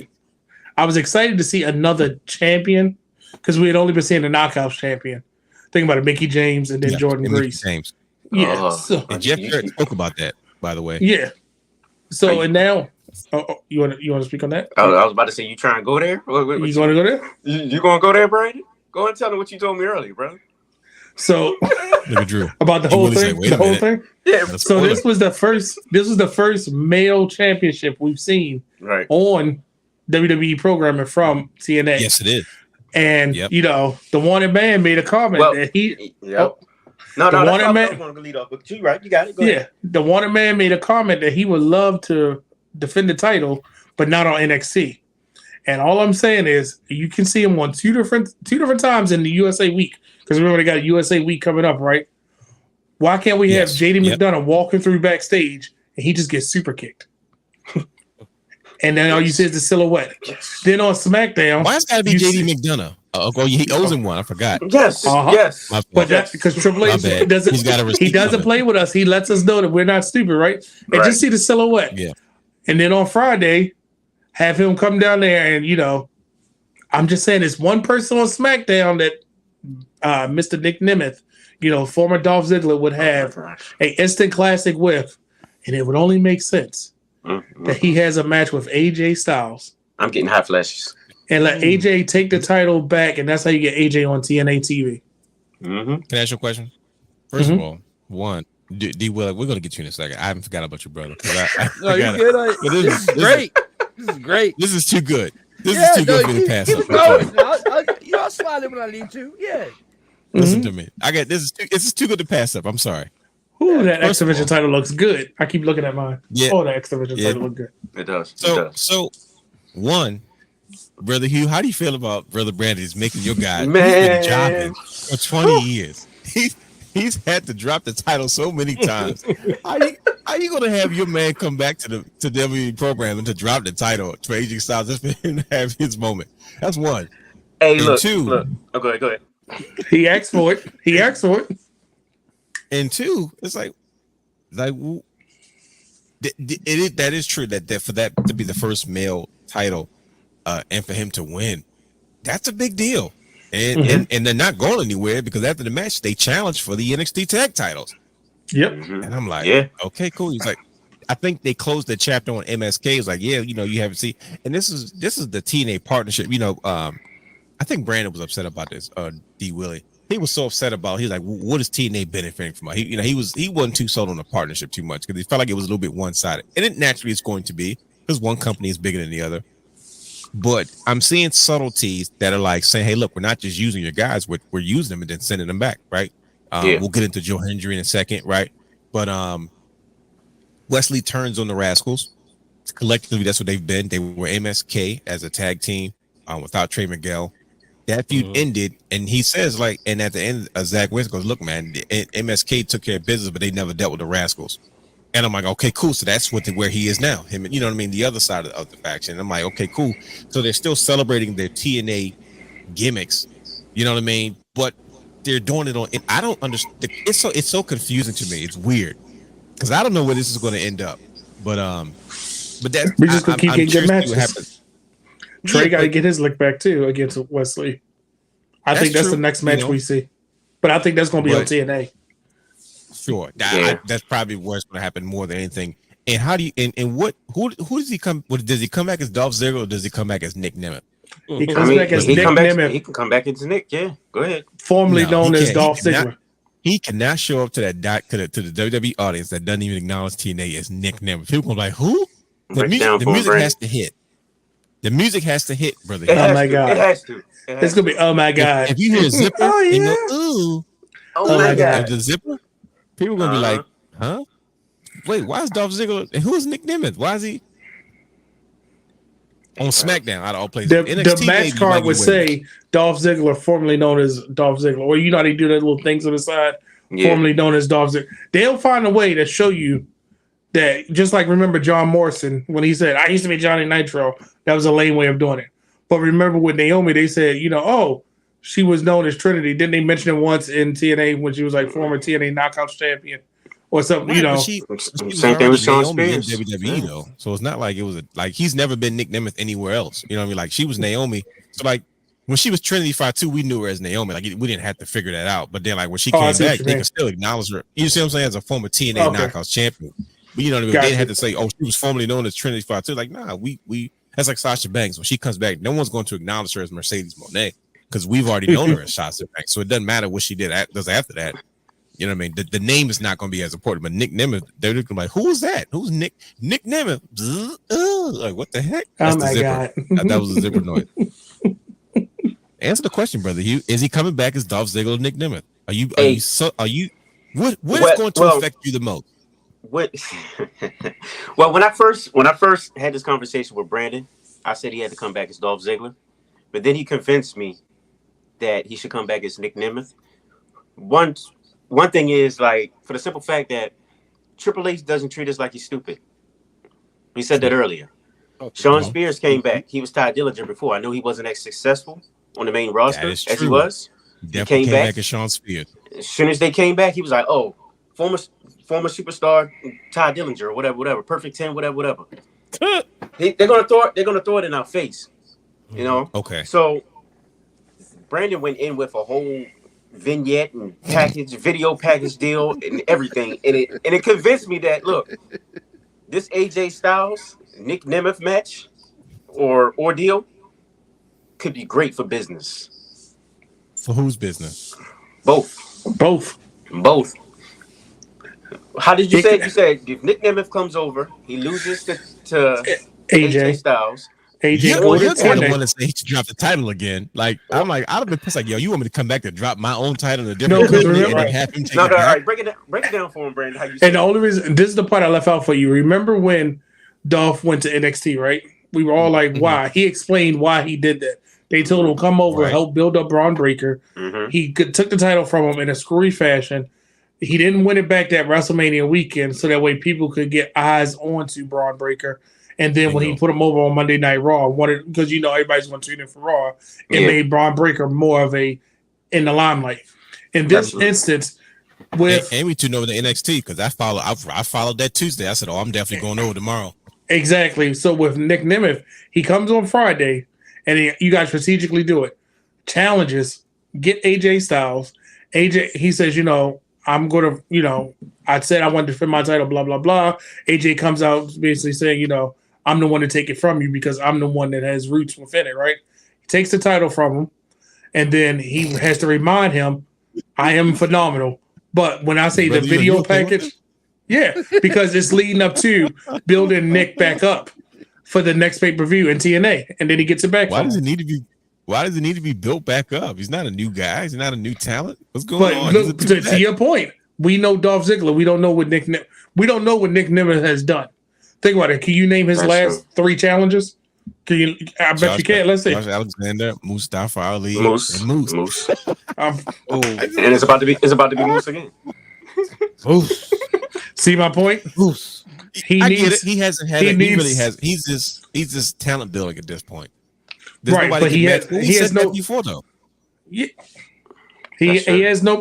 They haven't built back up that main event level card because I think they with the talent exodus and not really people been still lingering in the X division.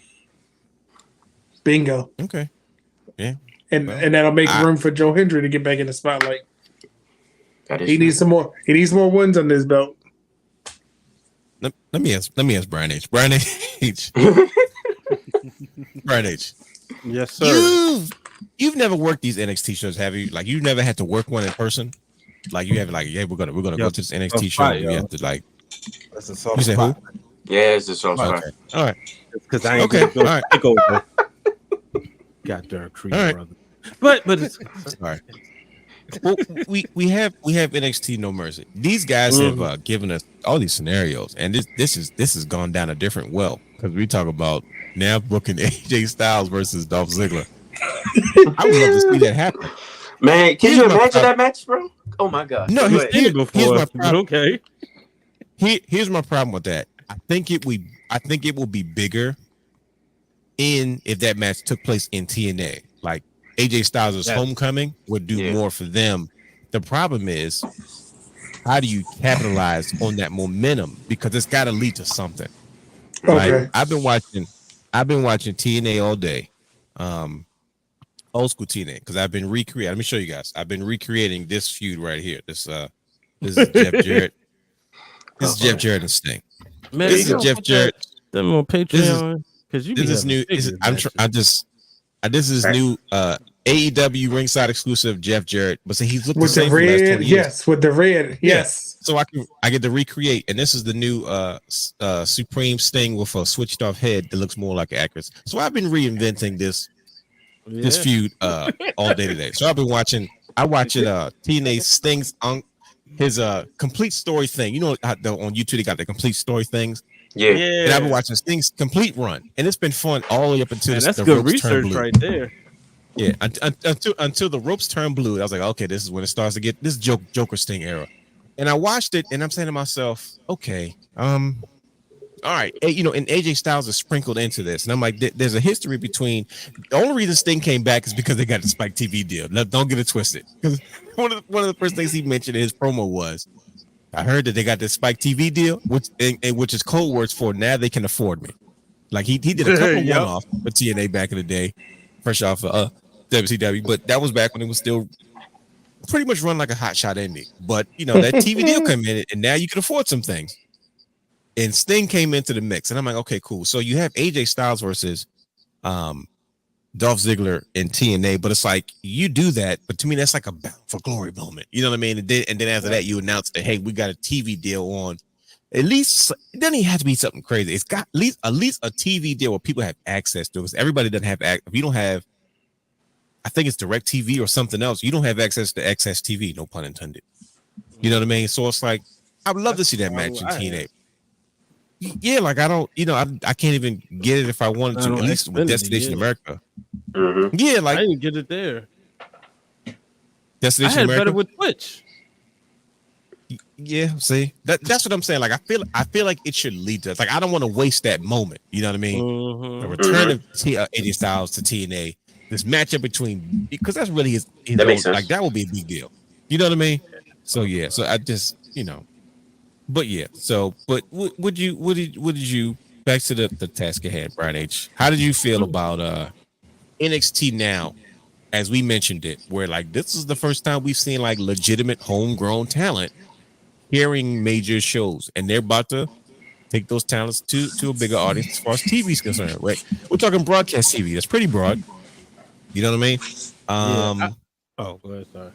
Yeah, I don't know how broad, because we're kind of in the streaming day and age, but still, CW is a huge network, and it's a free network, which means that everybody has access to it. That's the biggest thing, right? Mm-hmm. How did you feel about this group now? Shawn Michaels running the show, which is drastically different than Triple H, but as we're seeing it, like, yo, this is like relatively successful. Not relatively, but it's very successful. And I can't say that it's not as successful as the same level. My bad, on the same level as Triple H. But go ahead, indulge. No, I think this is probably my favorite version of NXT in a long time. That's crazy. Are you listening to this, D. Willie? Yeah, Why probably since the Black and Gold era. My biggest thing is like it just feels like so much balance, and I don't see any rush for anybody. Like you always look at it like, okay, you're watching it, okay, who's up next for the main roster? I'm not pushing looking to push anybody to the main roster. I want to see these people cook, especially with the CW deal. Who do you want to see, Brian? Let me cook. I got this. Go ahead. You're messing up the social. All right, go ahead. You talking? Go ahead. But like when I hear myself, I hear like serious echo. I do too. Yeah, but when I sit back and look at this whole roster, right, I see exactly like the reason what Shawn Michaels is doing. He's creating the stars and he's letting them, it's gonna be a lot of mistakes, but like even with this No Mercy, this is probably one of my favorite shows since those takeover days. And there's been some good shows here and there, but like I think like obviously both women's matches I enjoyed, but with as big of a fan I am as Wes Lee, I was happy that he kind of lost because it was like he's the person that could take a loss to a TNA star and not be hurt by it. Like when I looked at the whole overall, like Brandon said earlier, like we're familiar with Zach Wentz and stuff, and it's a blood feud, and then looking at this move to CW, like when I talked to Jada Parker and Trick Williams, that was one of the things I said, like, so, what's that crossover gonna look like? I'm a big All-American fan, so I could easily seeing them NXT people being on that show. I can easily see in like, I'm not the biggest Chase U person, but if you want to bring on like some heelish ways or whatever, so Chase U. I'm not a Chase U fan either. Yeah, so but yeah, overall, man, this is a great show. And the best part about NXT is the fact that you're getting balanced. It's like no longer is like, okay, we got to make sure let's check off our women's box quota like Tony Khan does. Like you actually see care in the women's division. That's why you got to open the show with 3 women's matches. Last night, the women main evented the show, and then the main event segment was the women. Yeah. D. Willie, how do you feel about this version of NXT? And I don't think I've ever asked you. Has you ever told us how much you enjoy NXT or not NXT?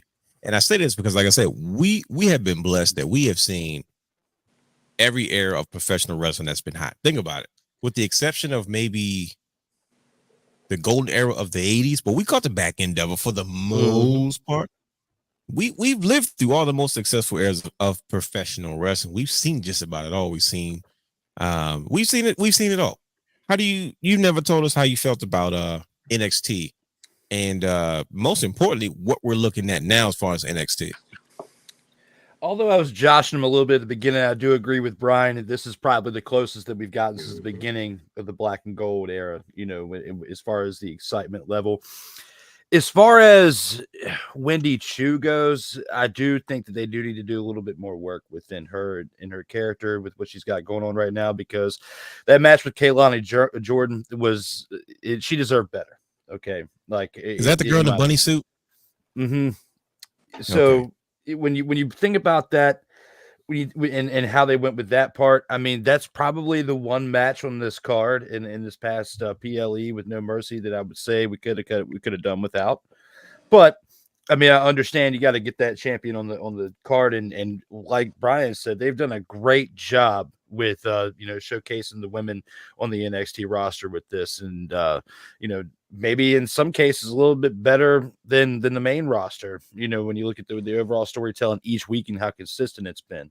I really like, of course, when we get Joe Hendry on there with that match, of course, and how, that was a great one to end that show there. But, the one that really stole the show, in my opinion, was, Roxanne Perez with her defending her championship. And Jada I was Parker, very impressed with her. I would say, overall, if you look at that match, that was probably my favorite match out of, all the matches on this card. Overall, not a bad event, but when it comes to NXT, of course, when you compare it to Raw and SmackDown, I of course I'm big into the two main shows. So NXT, I kind of have to check the highlights out because I'm at work when that show's on the air. So it used to be I was working during SmackDown, and now and then I was off for Raw. Now it's flipped. Now I actually as of this week with my new schedule that flipped. I work during Raw and I'm off for SmackDown, so I'm gonna get a little bit more exposure to live TV with that. But I have been checking out a lot of the highlights, and of course, when the PLEs are on and it's live, I've got that on the phone. But yeah, as far as that women's championship match, that thing stole the entire show right there. When then Joe Hendry and Ethan Page coming out there for the main event, and what they did, it wasn't like it was a bad match, and the crowd was still really into it. But overall, the match before it was the one that stole the card. But the match with Kaylani Jordan and Wendy Chu, that overall was pretty flat. And I think if we were to go back and say if there was any match we could have done without that night, it would have been that. All the other matches, I don't really have any complaints, even the opening match there in itself. But it still has a ways to go for me to completely sign off on that being better than the beginning with the black and gold brand, because that set the tone for what NXT has been. And that one little part during the 2.0 days, I mean, when they could have absolutely buried this thing and we not even have anything to talk about today when it comes to NXT. We're lucky we're past that. Because look at how things were at that point when old VKM got his grubby little nubs on that thing and changed to the 2.0. Nobody liked it then. Neither did I. Yes. But right here now, I like what we've got going on today in all three aspects of the main shows. For WWE and AEW is getting a little bit better. For the overall fan, we got something great to watch each week in multiple days. Okay. So what was your favorite match for that show? Are you sticking with the women's match, or did you have a favorite match overall? Yeah, the women's match is my favorite one overall. That's the one that I'm rocking with because I mean that show stole the entire show right there in my opinion. Mm-hmm. What about you, brother? What was your favorite match at NXT No Mercy? Wesley and Wentz. Yeah, that was a good one too. Go ahead, That was he called his Straight shot up. with that. my show. Bad boy didn't even start. I just looked at the card. I was like, "Yo, that's about to be it right there." They're going to deliver. How did you call that so early when you saw that? Because first of all, I know the work rate of Wesley from way back. Okay. I just know him and how he performs and the best North American champion as of right now. I would say. Are y'all still selling me on that right possibly. there? Because Brother Brandon's been saying it for a minute. I'm like, man, it's pretty close now because Obafemi is giving him a run. Mm-hmm. But like Brandon said, I was surprised at Zachary Wentz as a single star because I never really paid attention to him before as a single star. Sure. And then he came back over here. Mm-hmm. I didn't think he had it in him for a singles run. Yeah. I didn't. But I knew he was good. I knew he was good from MSK days and back on NXT. Yeah. So I was just like, all right, well, let's see how this goes. And I knew they have chemistry because they've been together for so long.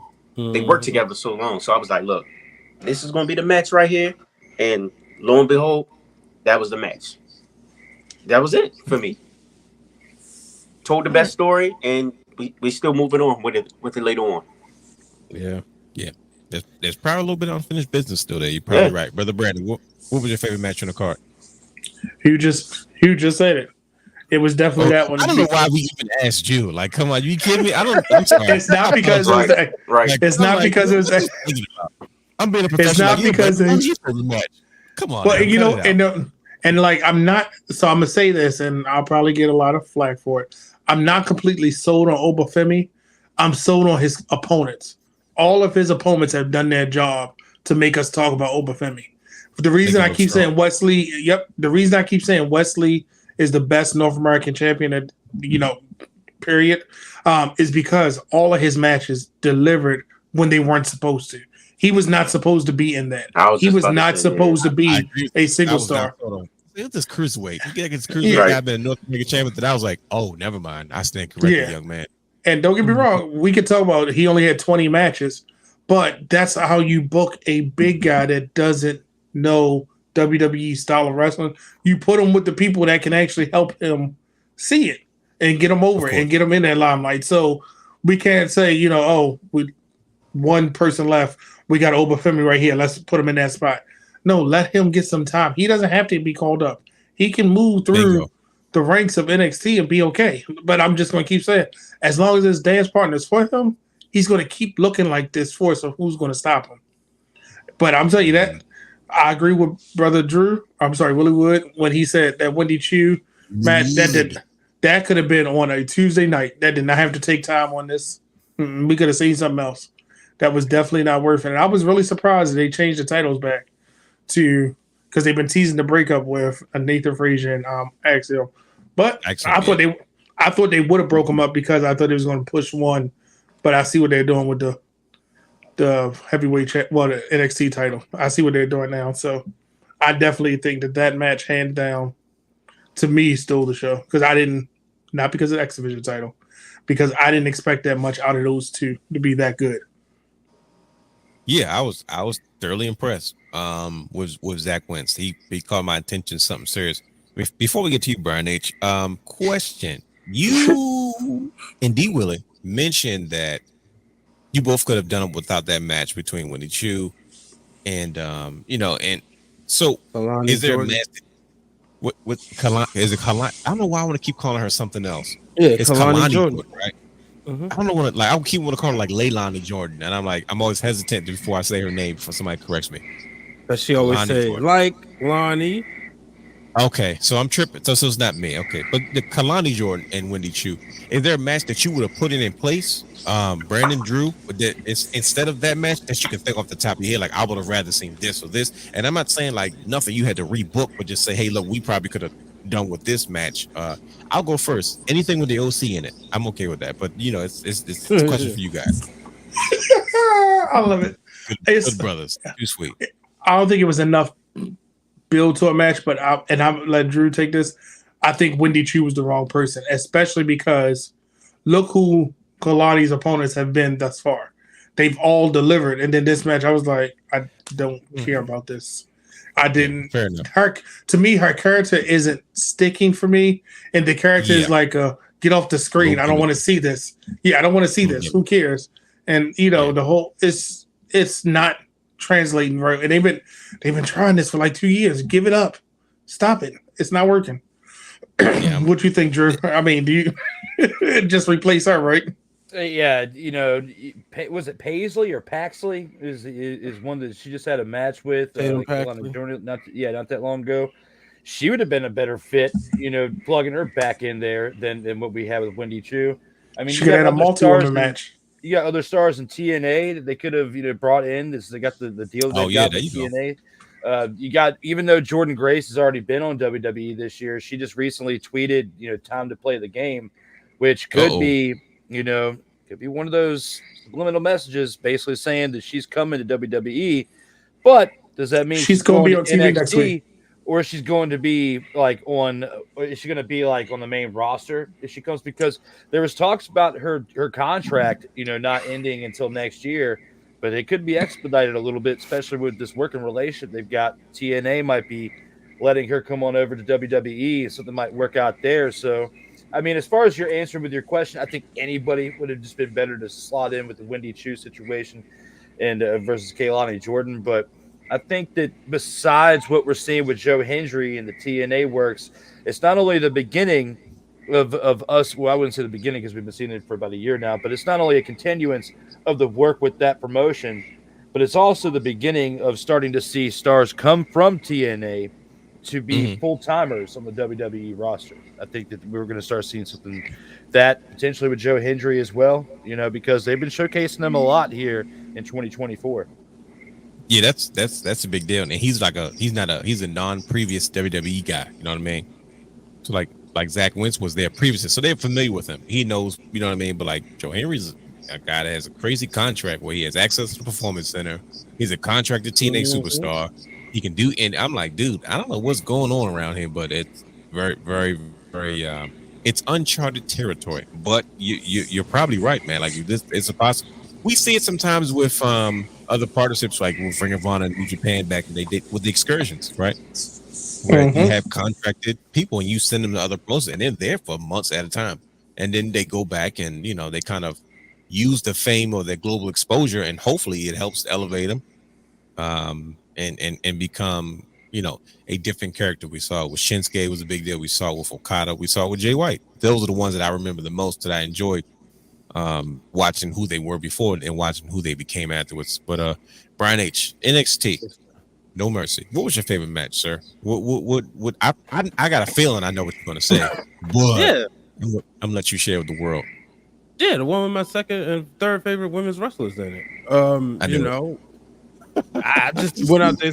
I'm like watching this match, and it's like, okay, we know which way it's gonna go, kind of. So now you watching, to see the type of chemistry, and I just said, look, like I said it before, pencil them in for some main events down the road, down on the main roster, because those two ladies went out there, worked great together.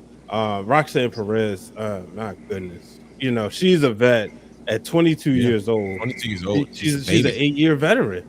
Like she's crazy, she's 14. It's the reason why Booker T gets excited. It's you know what it is? Is we make a Booker T voice. No, see, because you got to understand this, the real Dwayne Allen. It's like if Mr. Wickham or Professor Dotson sit there and watch what you're doing right now behind the microphone and all the production right here. They sitting there and they saying, that's my guy, that's my student. And Mr. Wickham's case, even though he don't want to talk to me, man, he don't call me in no time. But I tell you, yeah, how your boy doing, But no, it's like when you. I'm gonna call him. I'm gonna call Mr. Wickham. I be scared to talk. Like, you know what this is? Yo, you probably make him pop. But yeah, when you sit back and see what he's like, what they doing, you see why Booker T gets excited. You know what I mean? Yeah. And I remember just watching Roxanne's over the years and now seeing her there, and I always like, okay, how's she gonna play this heel character? You know what I Right. mean? And that Yeah. was a night we saw an instant babyface. Like Jada Parker, because of the performance out there, they told a great story with the ribs, and it took a few pop rocks. And even though she tried to hit, when she did hit her finisher, and that's the type of wrestling I like. If you're gonna do the finisher, make it where they don't kick out of it, right? Or they don't, like, she rolled out of the ring. Because the same thing happened with Athena years ago in ROH. She hit the old face, but her opponent, like, the momentum took him out the ring. I cannot stand 3 or 4 false finishes. It's like I said, it's then invaded the video games. You go back and play an old school wrestling game, it's one finisher, it's over. Think about it. You hit one rock bottom on No Mercy, because by the time you have to build it, it's up, right? Yeah. Now you got to hit 3 or 4 finishes, and everybody do that because it seems like after John Cena, CM Punk, that's like one of the matches that like vividly stands out. Sure. Yeah, and I'm so glad they didn't go overboard with it. So I just thought they went out there and they did a great job. And now watching, I was like, oh boy. And I said this was going to happen. OTM, they in trouble because nobody care about them dudes. Like we see this with women's wrestlers all the time. Unless you're like really good, like Enzo and Moore and Big Cass, like they were really good that Carmella didn't take away their shine. OTM, it's not the same. It's like nobody cares if they out the mud. I thought are they like officially like a group? I thought that was just like a little mismatch thing. Like no, that was she joined them. That was their way introduced on TV. That's OC, right? Huh? Okay. It was beefing with the OC, and that was. Don't forget Reggie. Reggie was with him. Yeah, I said script, and that's how we got. He turned into like a gangster. Yeah, man. Yeah. You know what it is? Right. I said, bro, you went from flip. First of all, you've been from being a sommelier with a champagne bottle, flipping over everybody. You wore a mask. Now you're a gangster. Go home. Mm-hmm. Go home, Steve. And that's how we got to Jada and Mia Yim. But then even like paying attention to social media after Fatal Influence. What? When she was like, "Shorty, you good?" She said, "Yeah," because Fatal Influence jumped. Call me. Like but they was just fighting a few weeks ago. Yeah, right. But see, that's that babyface turn. That match made Jada Parker a babyface. Oh yeah, went with it. Like she didn't. You know what I always do. You remember we talked about this before. You remember Tamina versus Beth Phoenix? Yeah. And Beth Phoenix looked like. Tamina looked like the lights. Deer in the headlights. Yep.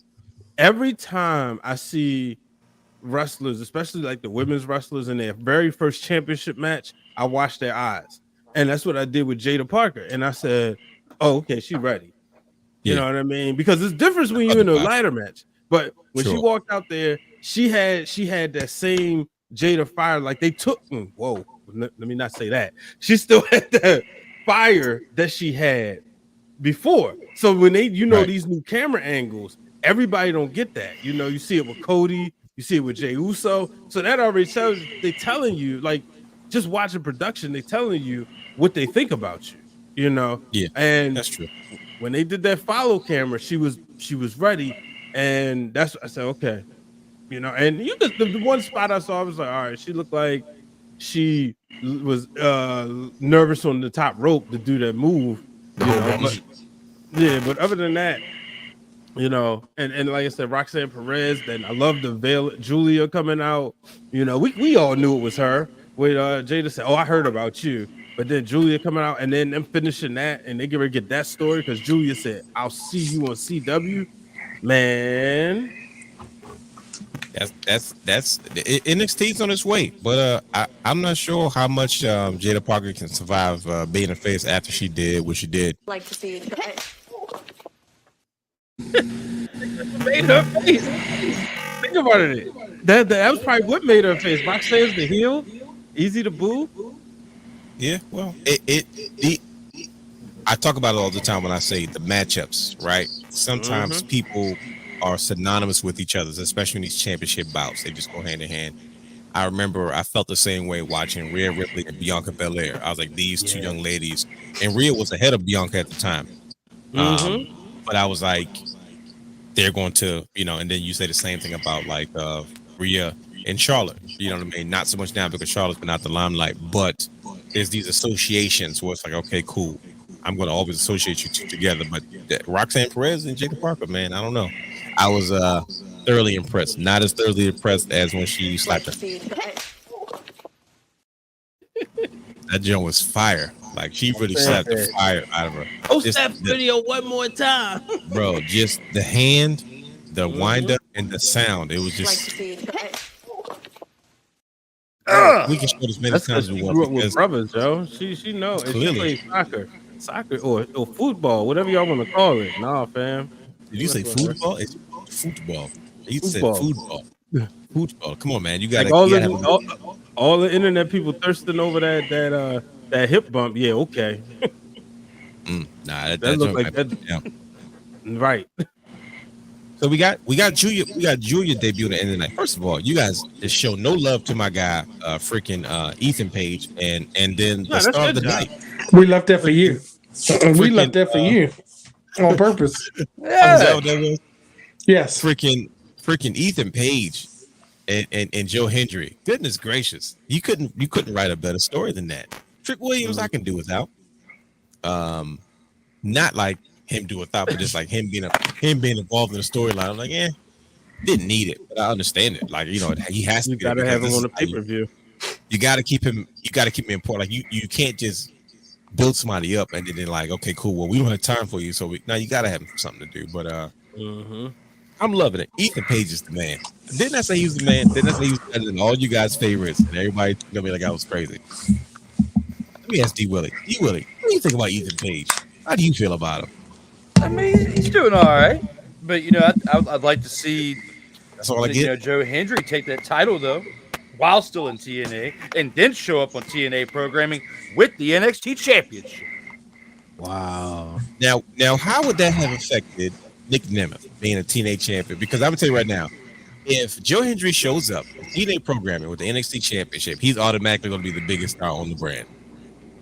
What does that say about Dolph Zigzag? And he's got to play second fiddle again. Brother Hugh, you heard me? Again. I mean, to another new and emerging star. It'd be kind of similar to what we've got going on with WWE with, Cody having the WWE Championship and Gunther being the World Championship. I mean, it's a new world champion. It's two new world champions, and you would have two new world champions on TNA in the same respect. Okay. Fair enough. See, you always got to answer. See, you're quick because you got a show where you got to be quick. So yeah, I expect you better. But NXT No Mercy, I think overall was a success. It was such an amazing show. I'm not a big Axiom and Nathan Frazier fan as a tag team. I like them both as single stars. Chase U, I never liked Chase U. I don't like the gimmick. Tony D'Angelo, I like what he's doing, but I'm like, dude, the Tony D'Angelo stick isn't, I don't think it translates well to your future. But everything else to me was fun. It was easy to watch. I enjoyed it. It was such an action-packed weekend. Both these pay-per-views, both of these PLEs clearly were needle movers. And what I mean by needle movers is they were meant to push these things forward because of what's in ahead. We have a lot coming ahead, but gentlemen, we did it. We got through it. We reviewed both shows. We talked about our favorites. We had a good time doing it. We're wrapping up and we have to move forward, right? Real quickly before we get out of here, I want to know what's next, right? What is next? Now, when I say what is next, I'm referring to anything that you want to discuss, right? Fresh off Bash in Berlin, fresh off NXT. D Willie, you joined us, man. You fit right in. You know what I mean? You're one of us. What is next right now? What is next for WWE is a future without Odyssey Jones. Especially, that's one thing we didn't talk about tonight. Is the fact that he was just recently let go. All right. Gotta keep your hands to yourself out here in these streets. You gotta be respectful. You gotta be respectful to the ladies as well. I mean, regardless of what the situation it is, if she was attacking you, I don't buy that excuse. You could still walk away. Okay. You should have kept your hands off people, regardless of what the situation was. Mm-hmm. And now it just cost you your job. Okay. After His waiting career, to be honest, 2 years, yeah, his career, yeah, that too. I mean, in professional wrestling, but you look at that, you look at the build for him. I mean, the fact that we had to wait multiple years, he had the injury, comes back, and it was a huge waste. I mean, we could have eventually got, an Xavier Woods heel turn, which is what some of us been waiting for a little bit when it comes to the New Day, and that could have perfectly been, the wedge that would have gotten him to turn. As we were starting to see the gears spin each week with that. So looking at that situation right there, they're putting him in a big spot because that's what it looked like was going to happen for time. And now we don't have Odyssey Jones because of something that was stupid that he made a mistake of out here in these streets. And it cost you on TV, and it cost you a lot of money and a bright future because he's only 30 years old, which is very, very sad. Mm-hmm. Ugh. Nasty word. Ooh. Yeah. That is that's never okay, right? And like we've seen this happen time and time again, man. But especially in a situation where there's a youth movement going on, right? This is the perfect time to be a young gun in WWE because now you got people that are running the show that are trying to push new talent. Yep. And anytime you get in that spot, I mean that's the place to be. But anytime you like take it away from it, oof. Nothing positive comes from it. Brian H. What's next? Fresh off Bash in Berlin, fresh off of NXT No Mercy. What's next? Where do we go from here? Man, you know me. I am a big broadcast nerd. And I'm excited about the Joe Tessitore era. Because that dude, when I sat there and watched it, it gave a different feel to Monday Night Raw. And he just felt like he belonged, like he's one of us. So I'm excited about that, to have him, and shout out to Corey Graves for holding it down with the play-by-play. I thought he was doing an excellent job, but I want to see Corey Graves do color, and him and Michael Cole is an underrated duo. I you know how I feel. I think Michael Cole's the greatest of my generation. As far as kind of hard to see that. Yeah, play-by-play. I know we love Jim Ross. But the thing with Michael Cole is he translates in all eras. Jim Ross doesn't do that very well. And Jim Ross's best time, I mean, and it's not bad. It's just best times of with Jerry Lawler. You cannot easily say, you can make an argument of who Michael Cole's best partner is. You know what I mean? That's true. And I think that just goes to show the greatness of him, and I'm excited. He's obviously still around. He's managing everybody, but I'm excited for Joe Tessitore and him going into the Netflix era. Okay, all right. Hey, I got something to add to that.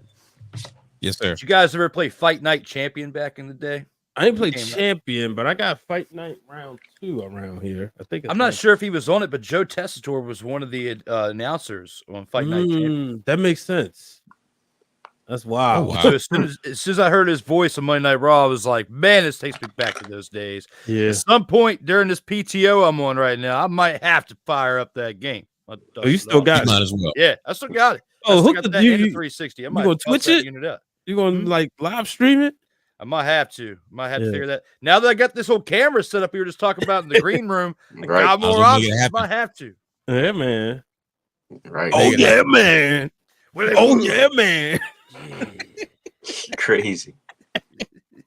What about you, Brother Hugh? What's next? We're fresh off Bash in Berlin. We're fresh off of NXT No Mercy. We know this is meant to push things forward. So what's next? Brother Hugh on Naito. That's all. Hey, bro, man. I went crazy. Why didn't you mention that earlier? You didn't even say anything. Look. First of all, we have our guest on the show, so we got to give him his spotlight. Okay, fair. I respect that. But yes, I did see Naito this past Friday. I was at Look what I'm doing. You just started blushing. I was at. You see my face? If you guys do not know, Tetsuya Naito is like. He's a Japanese Dolph Ziggler for me. Who you like more? I was gonna say he's got to be Dolph, not Kane. Please say he's right. I went to that show. I had the opportunity to shoot it.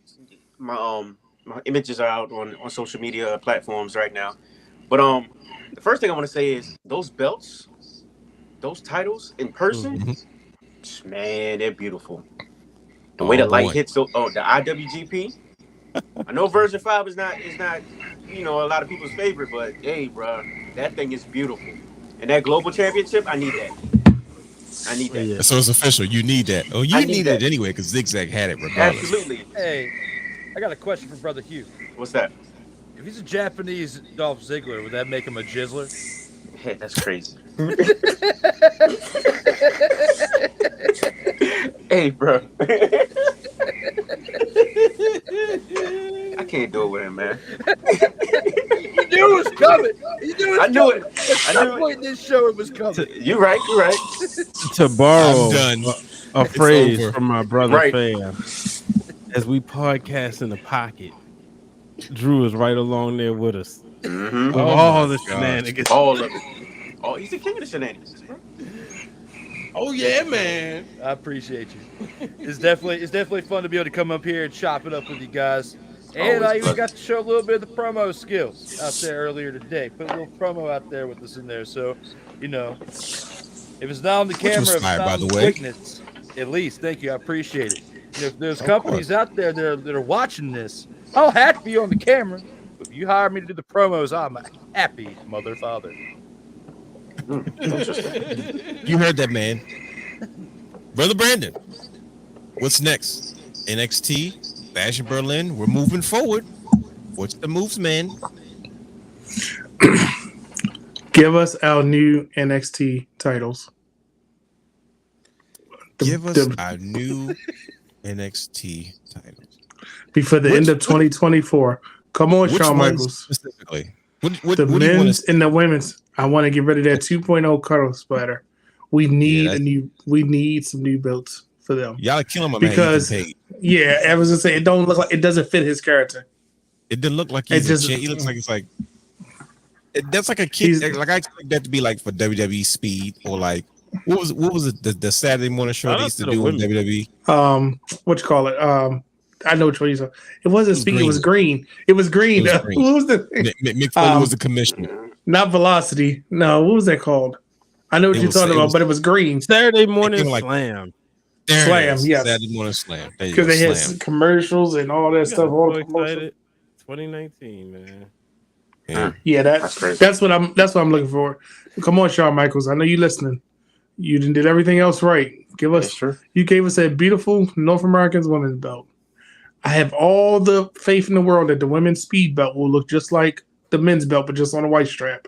White strap. Give us, it's gonna be it's gonna be on a white strap, and it's gonna be smaller. It might glow. It might glow soon. Yeah, I think it's gonna be glowing. It might glow. You're gonna be feeling the glow. Mm-hmm. She gonna come out with S P E E D. Let's go. That's gonna be our new music. For a speed championship. Because that's how she spelled her name. If you notice, they cut that part out most of the time. It goes straight to the let's go. Listen, you got 2 minutes, and your team is gonna cut into 2.5.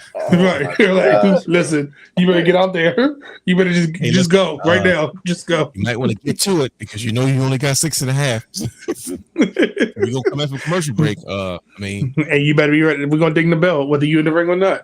But no, I think it's time. We moved away. We're officially in the white and gold era of NXT, so let the belts reflect. And I think that it's time for that to happen because I think that's the one thing that's holding it back. And maybe they're waiting for. And the reason I'm saying that, CW, it's going to be a new era for NXT. There you go. That might be what they're waiting for, though. Mm-hmm. And I think that'll be a perfect time when Julia gets that belt. She can have a new belt. She throw that one in the trash and give her that one. Give her the new belt, and Ethan can just be like, "This suits me better." The all ego era now on CW because he needs something that he can do a media rounds with. Because I think that's why they haven't, especially if they're going to be touring That makes You know. sense. That makes sense. They are hitting towns. So is that official? Are they hitting towns like every week, or is it just they're just going to every couple of? You know what I mean? I Like, think it's every couple. Yeah. But Okay. realness, and then that's one. But the other thing I'm looking forward to, I'm of gonna course. say this every week because I want y'all to pay attention. I do not trust Triple H, and now I don't trust him because you signed my favorite women's wrestler to a Legends deal, and then you signed another one. He's going to do something with this women roster. Mark my word, he's been building. This is the heaviest the women's roster has ever been, in ever in WWE. If you look at the amount of women on the roster, it's getting kind of close or equal to the men.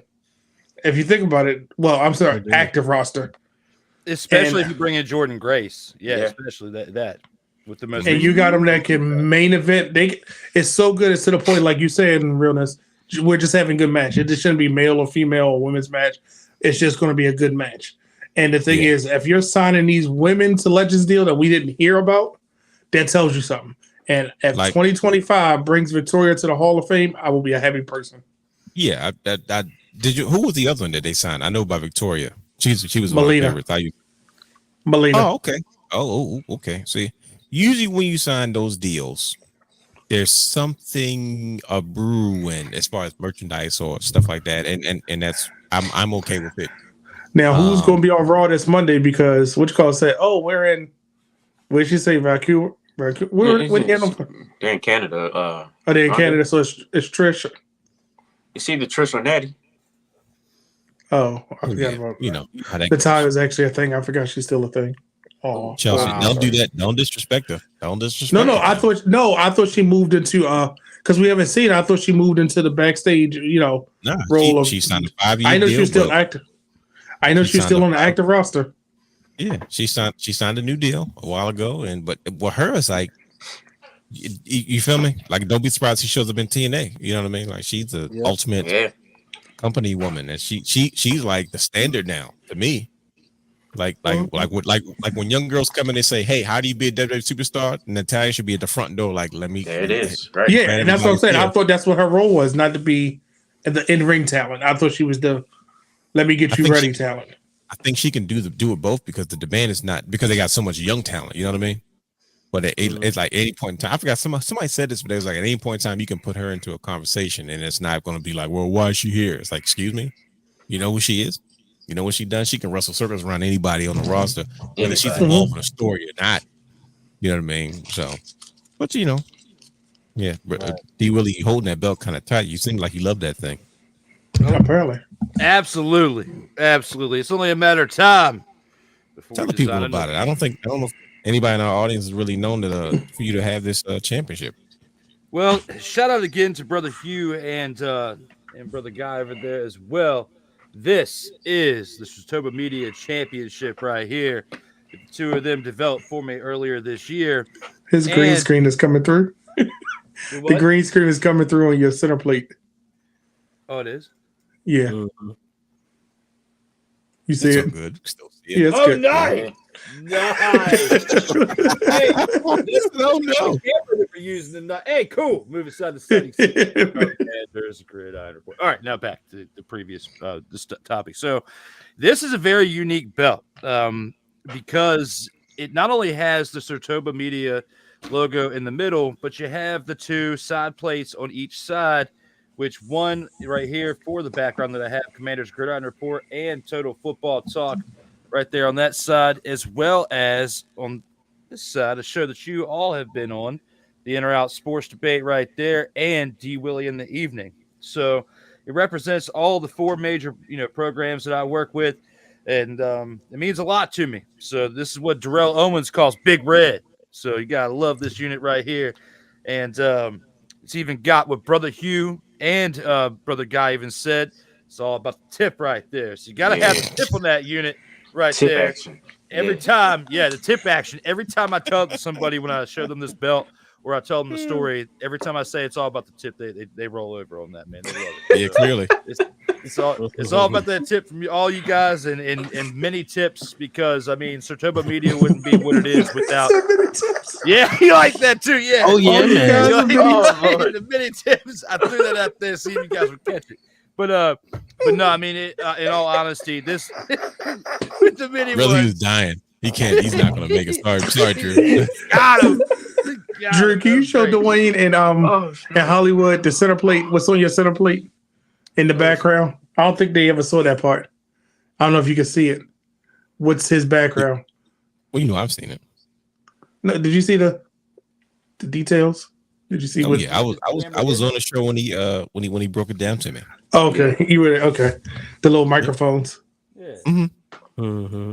So, but yeah, that right there. I mean, it took many hands to put this brand together, and it took many hands to put this belt together. So, thank you guys very much for developing it and then having your guys take care of it and make something special, because this thing is special to me. I mean, when I went to go chop off the unit that you see in the background right there, the other side, the unit, yeah. I mean, the Kevin Nash. Almost one his leg. But when I point over here, the Kevin Nash, I actually took the belt with me the day that I cut it off.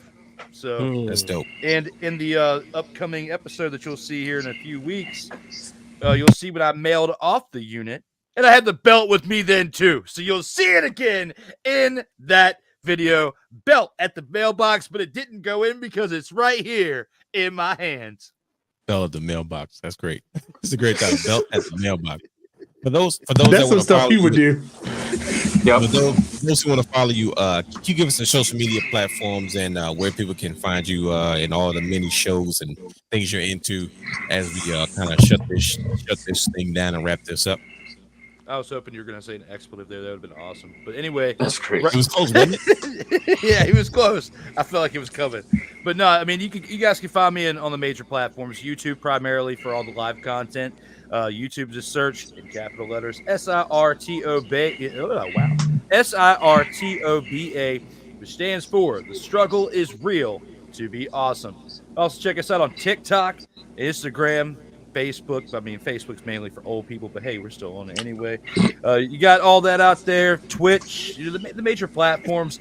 I gotta do a little bit better with some of the other ones. I mean, people are using Spreaker and some other things out there, but when it comes to running the brand, I'm kind of like a one-man band, but I have other people helping me out with producing content. But I do have somebody out there that's really special and a family member, so I'm trusting a family member to build the SIRTOBA.com website that's been in existence for a year and a half. But I don't know what the expletive I'm doing when it comes to building a website, but she does. So she's going to help me out because she does it for a living. So coming soon. I mean, you can check it out now, but it's an absolutely box of dumpster pelicans when you go to the website. It's not much available. Dumpster pelicans? Yes. Watch Where Total are these Football analogies coming from? Watch Total Football Talk on Mondays. You will see the birth of dumpster pelicans and Tyrone Alize McDummy, the super fan of the Dallas Cowboys. So when you see that in its entirety, you will know exactly. You'll be picking up what I'm throwing down in that moment. But yes, SIRTOBA Media, where the struggle is real to be awesome. You can check us out each and every week. And I look forward to the next time I can get back up here again with you guys, as well as making this type of episode happen on In or Out Sports Debate at some point. So stay tuned. If we can make that happen, that would be mother-fathering epic. Absolutely. Just like that promo that you just did. It gets no better than that, man. You talk about let them cook. Jeez.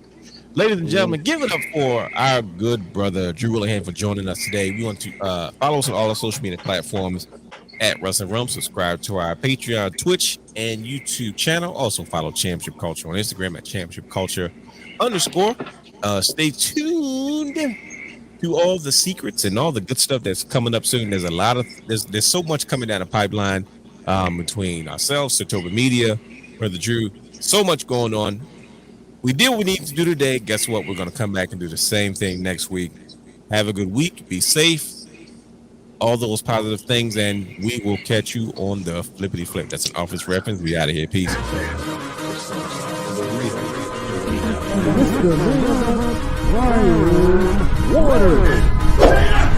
Houston, we have a problem. Yes!